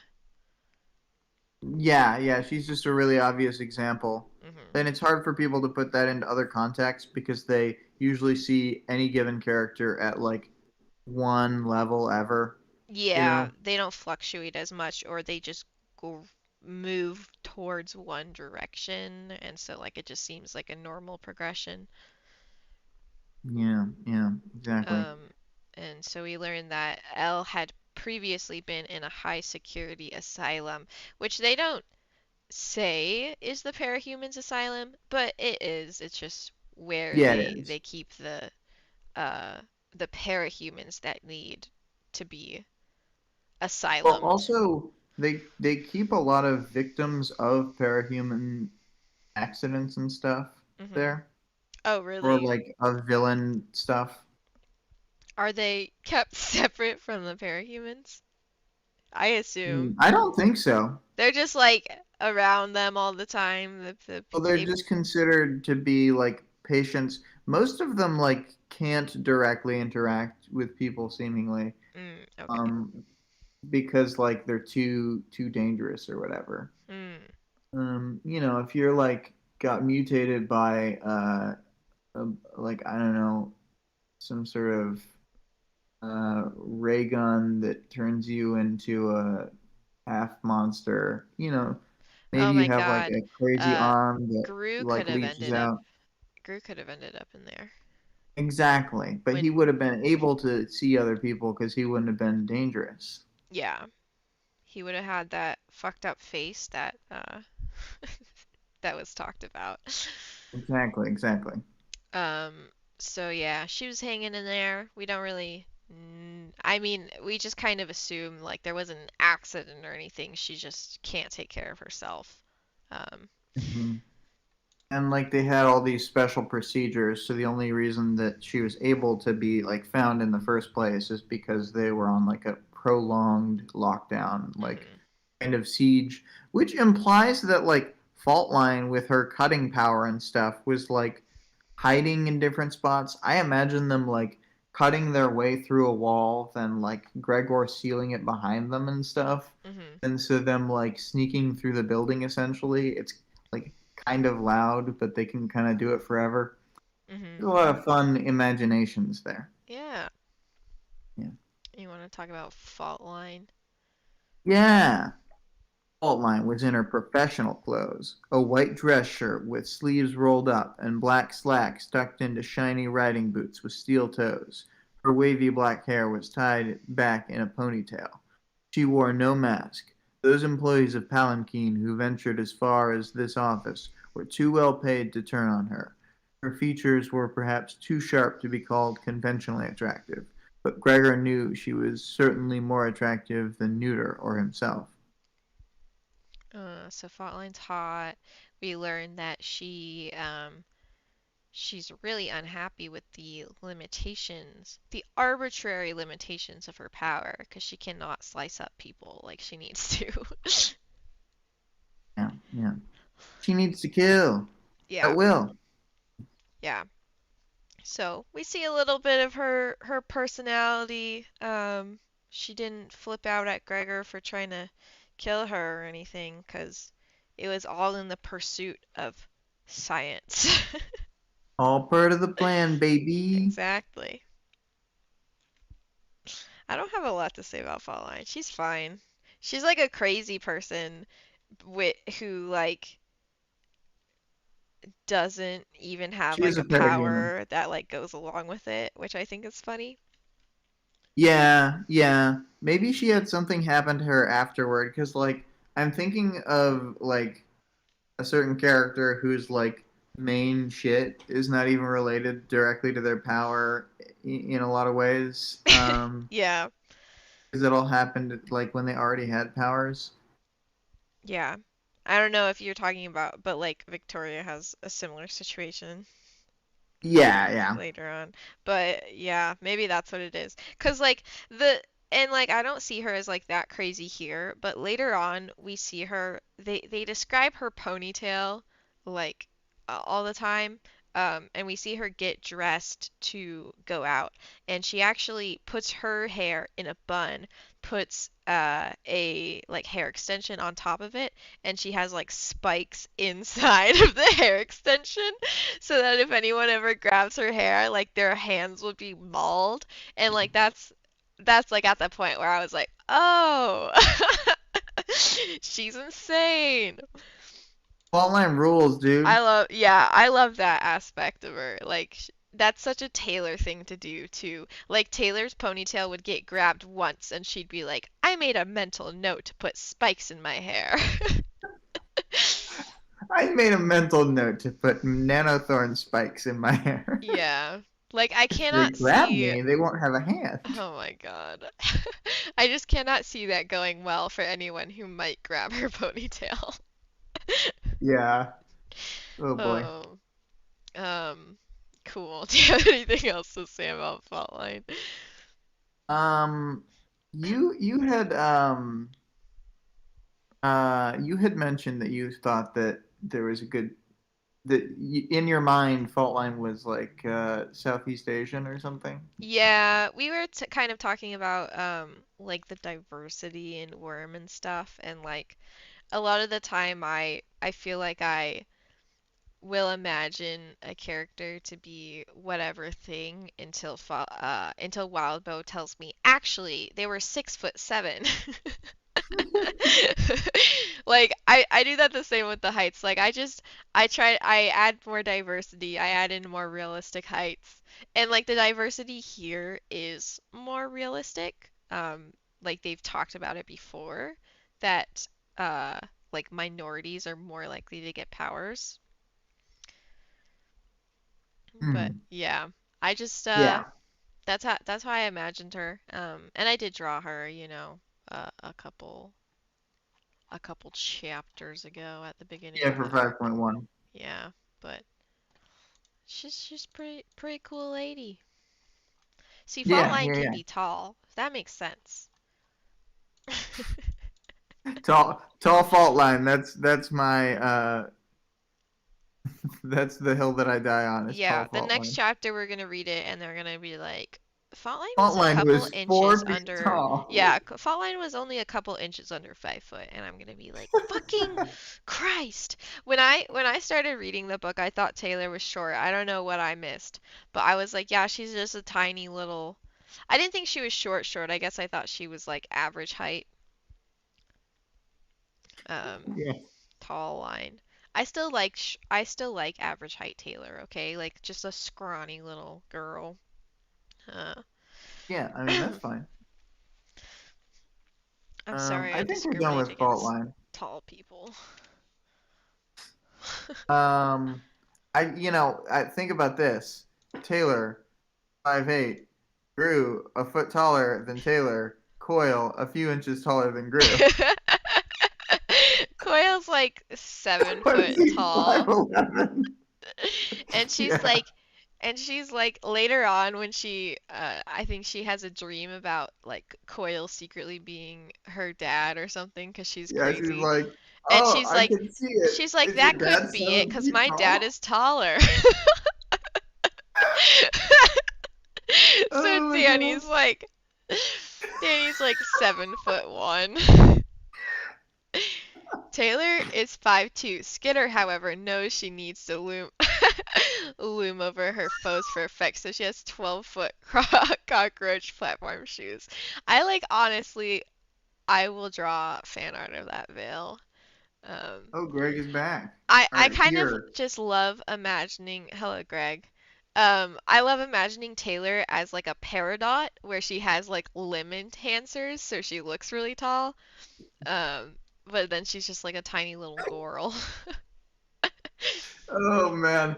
Well, Um, I'm thinking of later when she's a bit more bug-like in the like mid-late arcs. yeah, a little bit more Yeah. buggy. hmm Yeah. Oh man. Greg caught the powers, knowledge, and world building section, which we don't have like a lot written down, but I feel like we have a lot to say. Yeah, we talk about the Manton effect a lot.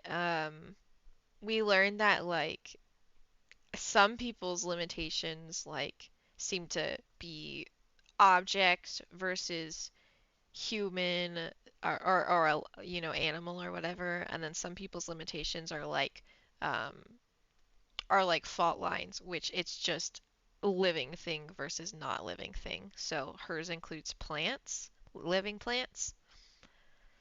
Yeah. Um, I'm I'm thinking of like all the powers and like they mostly fall into the stuff that Vale was talking about earlier. Like things for ones that affect biological, where it's mhm, usually like a control based like master power or like a tinker power interacting with a human or like a striker based power like Amy. But then mhm. there are some oddball ones like Marquis is like ranged uh, like almost a blaster power of like if you have exposed bone in his range, he can use it to do a melee attack from that position. Yeah, that's Um, awful. yeah, And his isn't that's kind of different though because I feel like his isn't based off of organic or inorganic. His is based off of the object in question. So yeah. Well, that's what I was gonna say. Is like his can be alive or dead, where a lot of these have to be like a live thing, but like some of them seemingly work on dead, like trophy wife in ward collects dead trophies of like previously alive animals and mhm. then like gets boons based on them basically gets Mhm. other powers. I feel like the man effect is more important when it comes to like how your power affects yourself. Like I know that's they don't like call that the Manton effect, but it's the same thing, right? It's like Mhm. how your power doesn't kill you. Like when Lung is fighting, he doesn't suffocate from his own flames and he doesn't get burned from them obviously, but Right, um right. yeah. So we learn a little bit about it, but since like, and I don't think it's too spoilery to be like, her the like school of thought she's following right now is just bullshit, in my opinion. Yeah, yeah. Well, it's funny because we were talking about it earlier. The way that it gets introduced is with just like almost strictly red herrings hmm from a seemingly very knowledgeable person. Yeah, so a very smart character who we've been told, and Tattletale kind of didn't disagree that she is smarter than Tattletale, and Tattletale is the smartest character we've met so far, who understands powers the most. Yeah, yeah, for sure. The other world building we've learned is about these powers in a bottle. Hmm. So there's something fishy going on there. Seems like there's like an alternative way that like they've been able to harness, so that you can get powers if you pay the right price. You don't even get the trauma associated with it. Those those privileged bastards. Yes. Theoretically, you don't get any trauma. Theoretically. But then you got obviously people like Gregor and Neuter who are seemingly associated with it, who have no recollection of how they got their powers, and yet they are very affected by them, on the day to day. Yeah, and any offset cost of like theoretical trauma that you don't get, although you still do, Yeah. from the power from a vial, is like clearly magnified onto the like victims of the power hmm testing and stuff. You, Um, you know what this kind of reminds me of is like, I feel like you will not agree with this.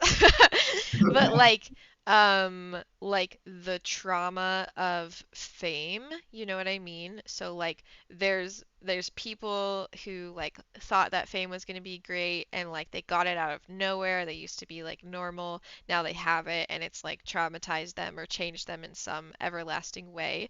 And then there's nepotism babies who right. like have seen the effects but like still went for it. It was a lot easier and they like had to go through less, but like still then will be experiencing, the trauma of fame and celebrity dom. Yeah, I can see it. Yeah. That sort of maps. That feels to me like it maps better onto second generation capes and onward. Yeah, that's true. Um, but I definitely can see a connection there. And like the way that like maybe you become famous for something bad, and that's like being a case 53, Mhm. and it still makes you very like societally powerful in a way. Mhm. Um, And people will still like fawn over you, but then like treat you very badly in general. right, right. Um, so that's an interesting take. But yeah. Oh, we also wanted to say like this chapter shows that there's sort of a blatant example of the cops and robbers game where like Gregor and Neuter are like known to be at this club and they're known to have done like criminal heists. Uh, And they're very easy to catch. yeah. Um, So, but yeah, for whatever reason, nobody, nobody ever arrests them. yeah. They never do anything real bad. Yeah, well, And they fight the ABV sometimes. it's so funny because when Tattletale pitches them, or actually maybe, I can't remember if Tattletale or Taylor said this, but they were like, they'll do anything short of murder for the right price. But like, we don't see them do like anything really bad at all. um, I think that maybe they would consider like the like they would help in territory wars in like they would help the ABB against like the Undersiders, for example. Yeah, yeah, that makes sense. They just like aren't following like any We kind of never see them morals. with like strictly evil employers. Like maybe they would directly work for Kaiser on some project, which Hmm. would be pretty fucked. But not that Kaiser would hire them per se, but Yeah, maybe I don't they'd think take the Kaiser would job. hire them. And like being prepared to take the job I despite not being hired is Yeah, like, and it's well, I guess they feel like, it's for the right price kind of thing where like they would probably charge more for Kaiser or like whatever gang thing that they're joining in mm, on. But to them it's just like the pros outweigh the cons or whatever. right. Like, oh, it's better that it's us than anyone else, right? Mm.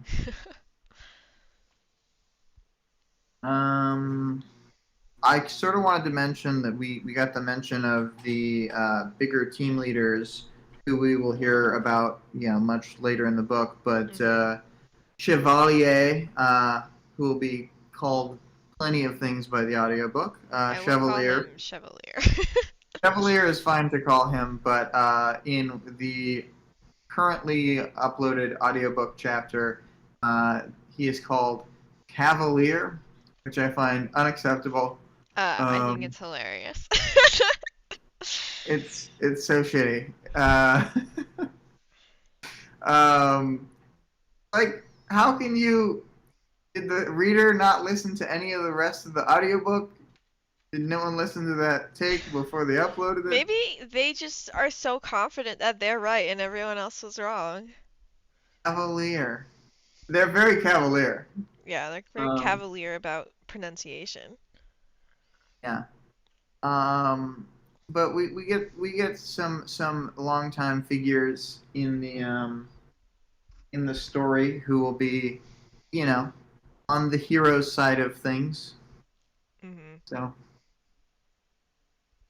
perhaps antagonists at some point. Perhaps it could be. Um, Arc 5 roundup, though, I think, unless we have any more big power stuff to say. Nope, go for it. Um, so we went through quite a lot this arc. I think it's a pretty, like, obviously they're still ramping up, so it's much bigger in scope than the previous ones. They had the Somers Rock meeting in which they introduced one more cape in a single chapter than had been introduced total in the story up to that point. Yep. So doubling plus one the number of capes. Um, and then we get everyone's favorite chapter. Do you want to talk about the 5.2? Where Brian beats up Rachel a little bit. It's mildly Yeah, violent.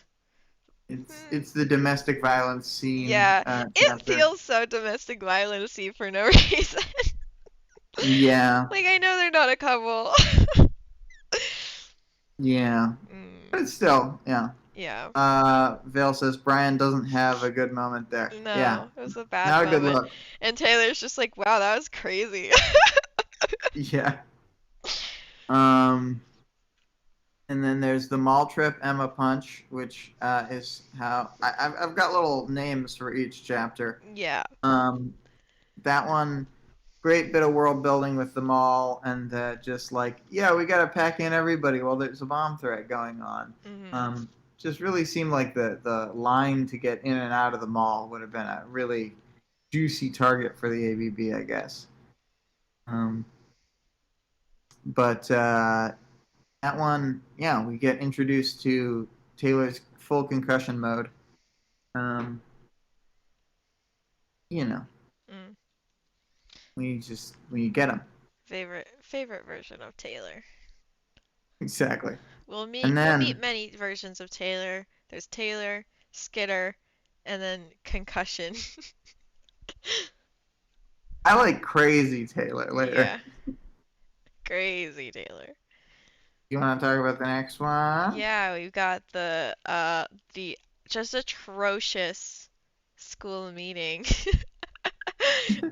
where nothing goes their way in any way and then at the end of it, Taylor ends up just storming out, and she heads off to the gang's place. To the hideout, the Yeah, the loft. loft. And then this is the gear up and meet up chapter. She gets dressed quickly, and Lisa's, pushing her no boundaries mode. I'll be there when you change. I'll get your phone and unlock it. Don't worry, I got you covered. Honestly, Um, realistic female friendship. So, yeah, I no know, but it's no just like boundaries, everyone's uncomfortable. it's just funny because like the changing not so much of a big deal because they're in like a rush situation, whatever, like people change in front of each other, but the cell phone thing, like, understandable in the context, but it starts to feel really control-y, and then like later Yeah. she's going to do the same thing in like non-urgent context when she's just like snooping on Taylor. She can't help it. Yeah, I know. It's her power. Her power. Um, It's her power telling her to do it. yeah, the, Um, the powers made me do it. And then they get in the van, and Rachel's all bah, and then Taylor is worried, but then they meet up with the other villains, yeah, and then I honestly I don't remember a ton about this chapter, so you do that. oh, the move in on the ABB. This Yeah. is when they start to move in on the ABB's base, and like they are able to sneak in a bit, and then Kaiser's like, "I'm going over here," and then Mhm. everyone's like, "What?" And then he's like, "I'm going over here," and they're like, "But we're going in this way," and he's like, "No, no, No, I'm I'm gonna going do over my own here." thing. Yeah, Um, Greg says, I do really love the bit at the end of 5.4 where Danny tells Taylor, don't do anything reckless. And she immediately is like, nope, I'm a fight Oni Lee and Lung. Yeah. yeah, exactly. Listen, she has a concussion. You can't blame her. Hmm. They have the Oni Lee fight. We get to see him in action. Pretty cool. He disarms their snipers and stabs uh, bitch in the arm. Bitch And and Labyrinth and Sundancer. So he yes, stabs three, and he does like he does he almost kind of murder ganks Taylor. Taylor, but she has armor. Yeah. And Taylor's like, tis but a flesh wound to bitch. She's very Yeah, unconcerned with her injury. yeah. Well, one, large priorities, but two, he doesn't like Rachel that much. Yeah, yeah. She's like, we'll be lucky if you get stabbed. That's what she says. Yeah, exactly. Greg says, "Look, he might disarm the snipers, but they dis-knee him." Yes. So Neuter had been stabbed up by Oni Lee, and the next chapter is basically the Oni Lee or the Neuter rescue chapter, and Taylor is getting on Rachel's last nerve. Mhm. She has no more nerves. And then she goes and she sees where Lung is, and he sees her where she is, and he's like, "You," and she's like, "Me." She's like, yeah, me, bitch. Um, and then the lung is like already huge at this point because Kaiser's an idiot, um, and doesn't understand that they need to take him down very quickly, I guess. Um, He's and literally so dumb, though. yeah, Kaiser ends up attempting murder, which Taylor and Sundancer are not okay with. Like they were upset about the fact that he tries to murder him. He like stabs him right through the chest with a spear, but it's okay because Lung is awesome. So he ends up only being taken down after Taylor does her trick, and Taylor's trick. she puts a bug covered in neuter juice right in his eyeball. Um, and then just to take the eyeball thing home, she does pop out his eyes. so that he is not a threat when the cops get there. I just thought of this. Not to take away from the eyeball motif, Mm. but she gets the neuter blood. She gets that taste that the other girls want. Yeah, exactly. Because the bug can taste it for her. Yeah, exactly. So, See, they can figure something out. yeah. Um, Taylor clones. temp team bug breakup. Bug dog. They're team bug dog. I forgot. Mhm. And so team bug dog breaks up, and it's only the bug and the dog left, not the team. And then they go home, and we get to see some good moments from like Labyrinth popping that manhole cover on the hinge, and Mhm. then we see almost the romantic moment of the century for Vic here when it looks like Rachel is gonna kiss That's such Taylor. a weird assumption for her to have made. I just would not have thought that was happening. um, Taylor's so presumptuous, though. She's always thinking people are in love with her. Yeah, yeah. Yeah, she does it like 3 times or more, right? She does it with Rachel. She does it with um she does it with Guru and she does it with Tattletale. Doesn't she also do it kind of with Clock Blocker? Oh my, I don't know if she does it, but I Okay. think he's like don't even fucking think about it. And she's like, "Man, he's been thinking about it." Um they also, during this chapter, Taylor has her revelation, just a much better understanding of how powers work and why Rachel or Labyrinth is the way that they are, Mhm. which is gonna make her relationship with these kind of people a lot better, hopefully.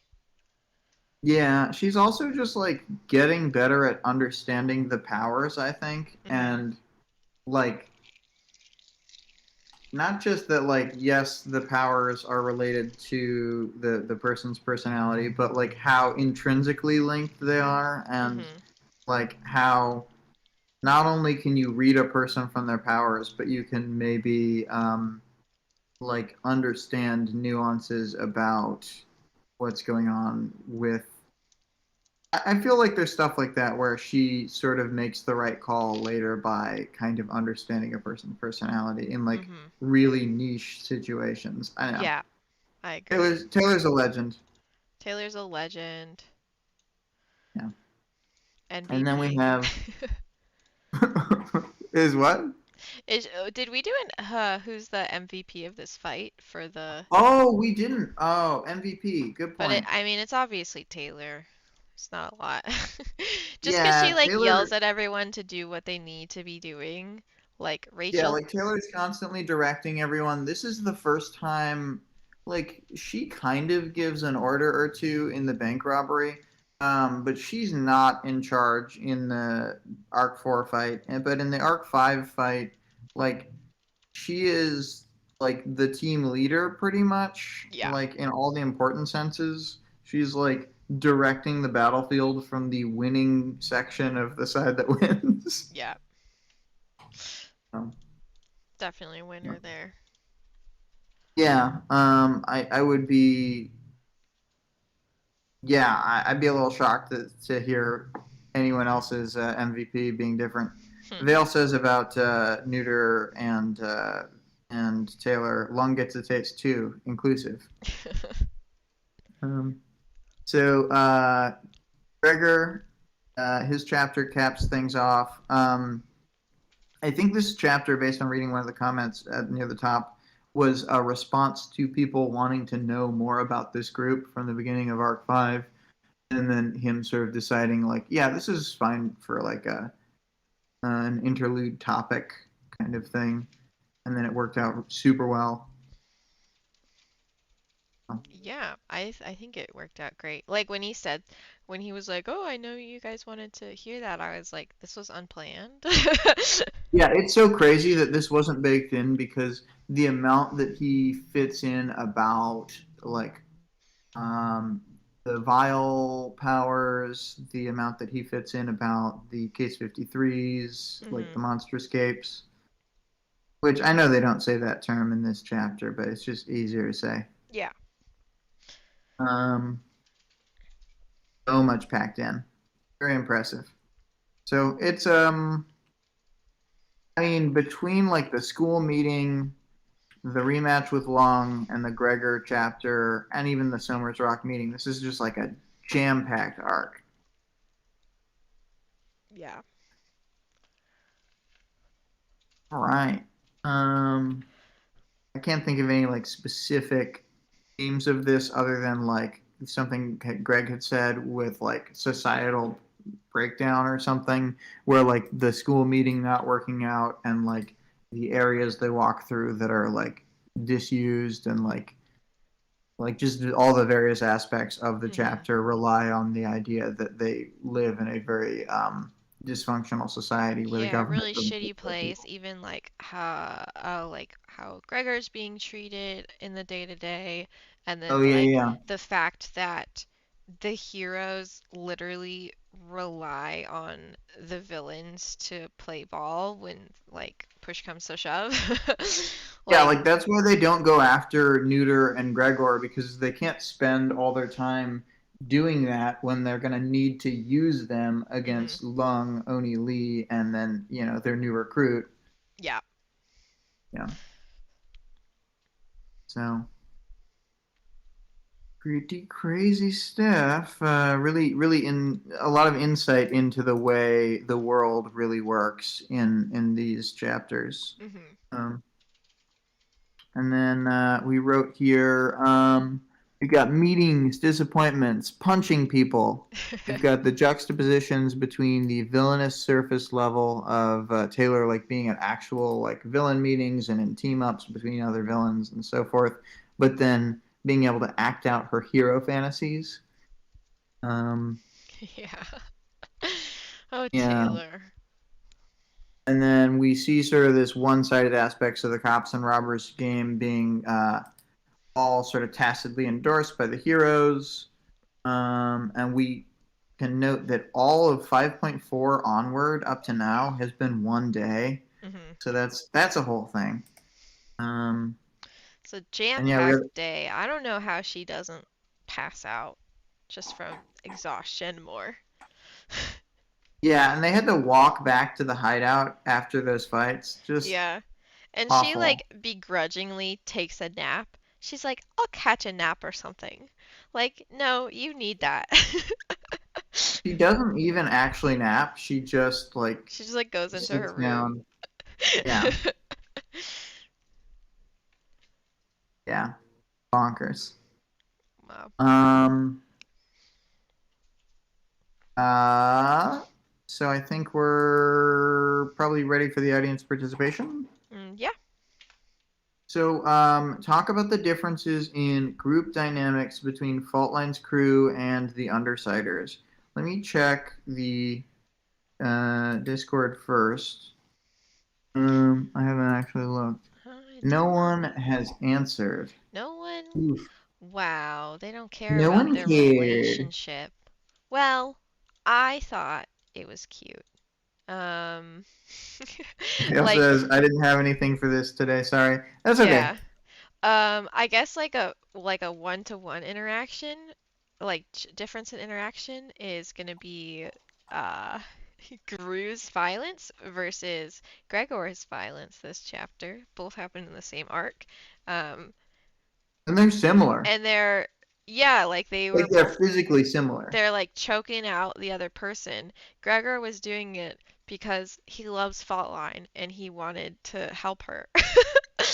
He didn't um, want that arm anymore. yeah, and Gru did it because he felt like he needed to get what he was saying across to Rachel and make sure it didn't happen again. So you can see very different.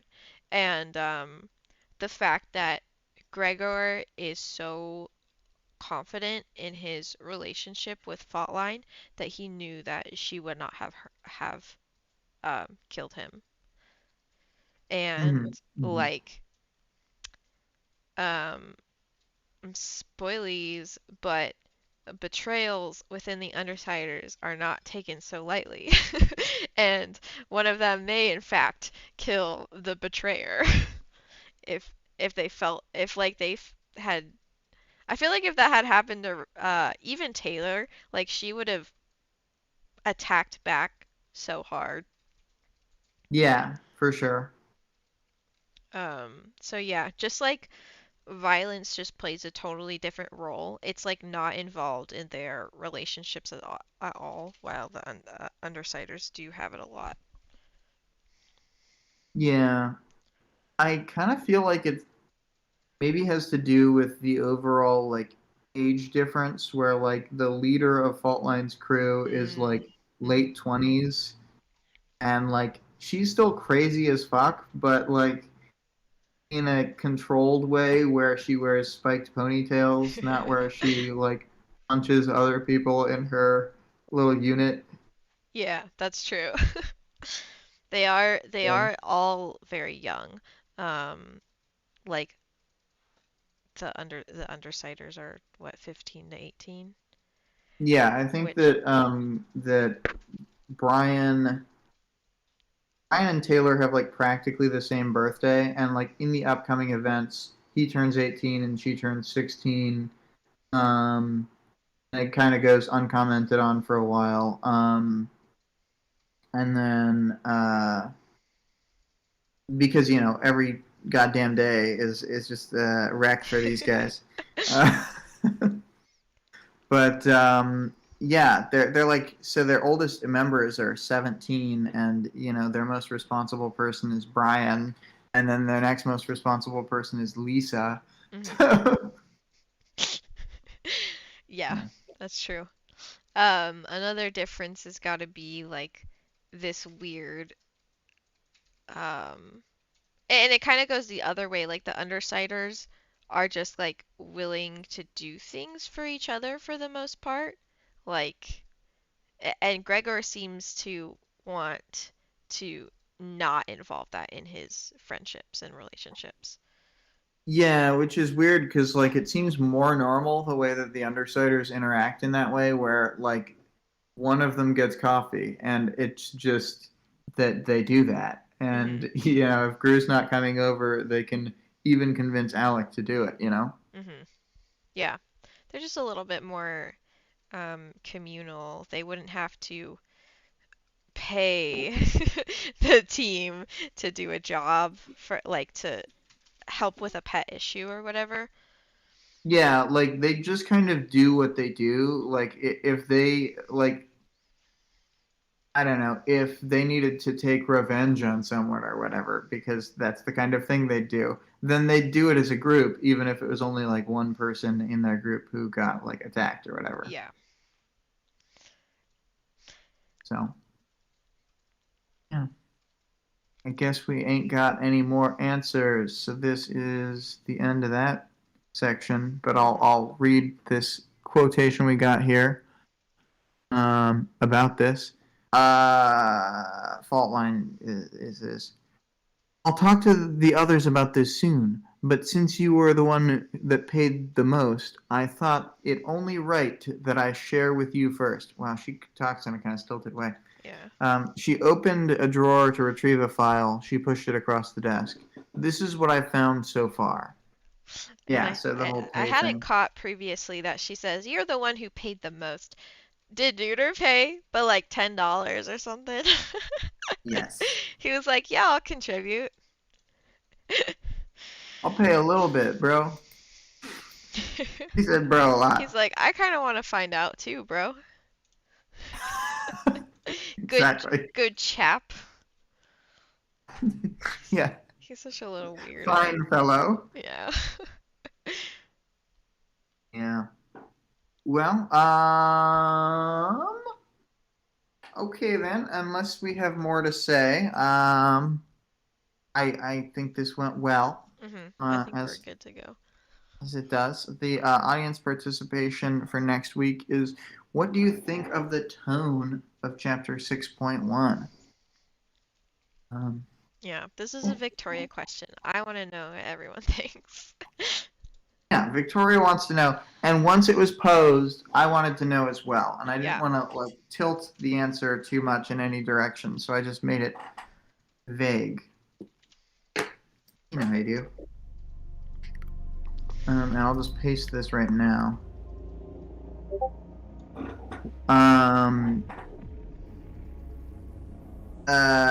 Yeah, Vale. So, the chapter question for next week is, what do you think of the tone of 6.1? So, yeah. Perfect. Yeah. Okay. So, I didn't write down the links, but as you, I will try not to be a letdown again. No, Vale. It's okay. It's okay. All good. So, yeah, you can support Wildbow at patreon.com/Wildbow. You can read the full text online at parahumans.wordpress.com. And you can get the full fan-made audiobook at audioworm audioworm.rain-online.org. I don't know. That one you'll have to Something look like up. that. But Listen, you can click you the can find it. description of the video and it'll probably be there. Yeah. And then I don't know if it was used or not, because apparently it doesn't go through the recording or the Discord ever, but our opening and ending music for this arc was by CO.AG Music. They're great. It's the thing. Oh, Greg posted it in the thing. audioworm.rain-online.org. Wow, I think I did it right. Awesome. Cool. But yeah, it is up to Vic to end the stream this time, because in the command seat. But have a good time, everybody. Have a good week. Bye.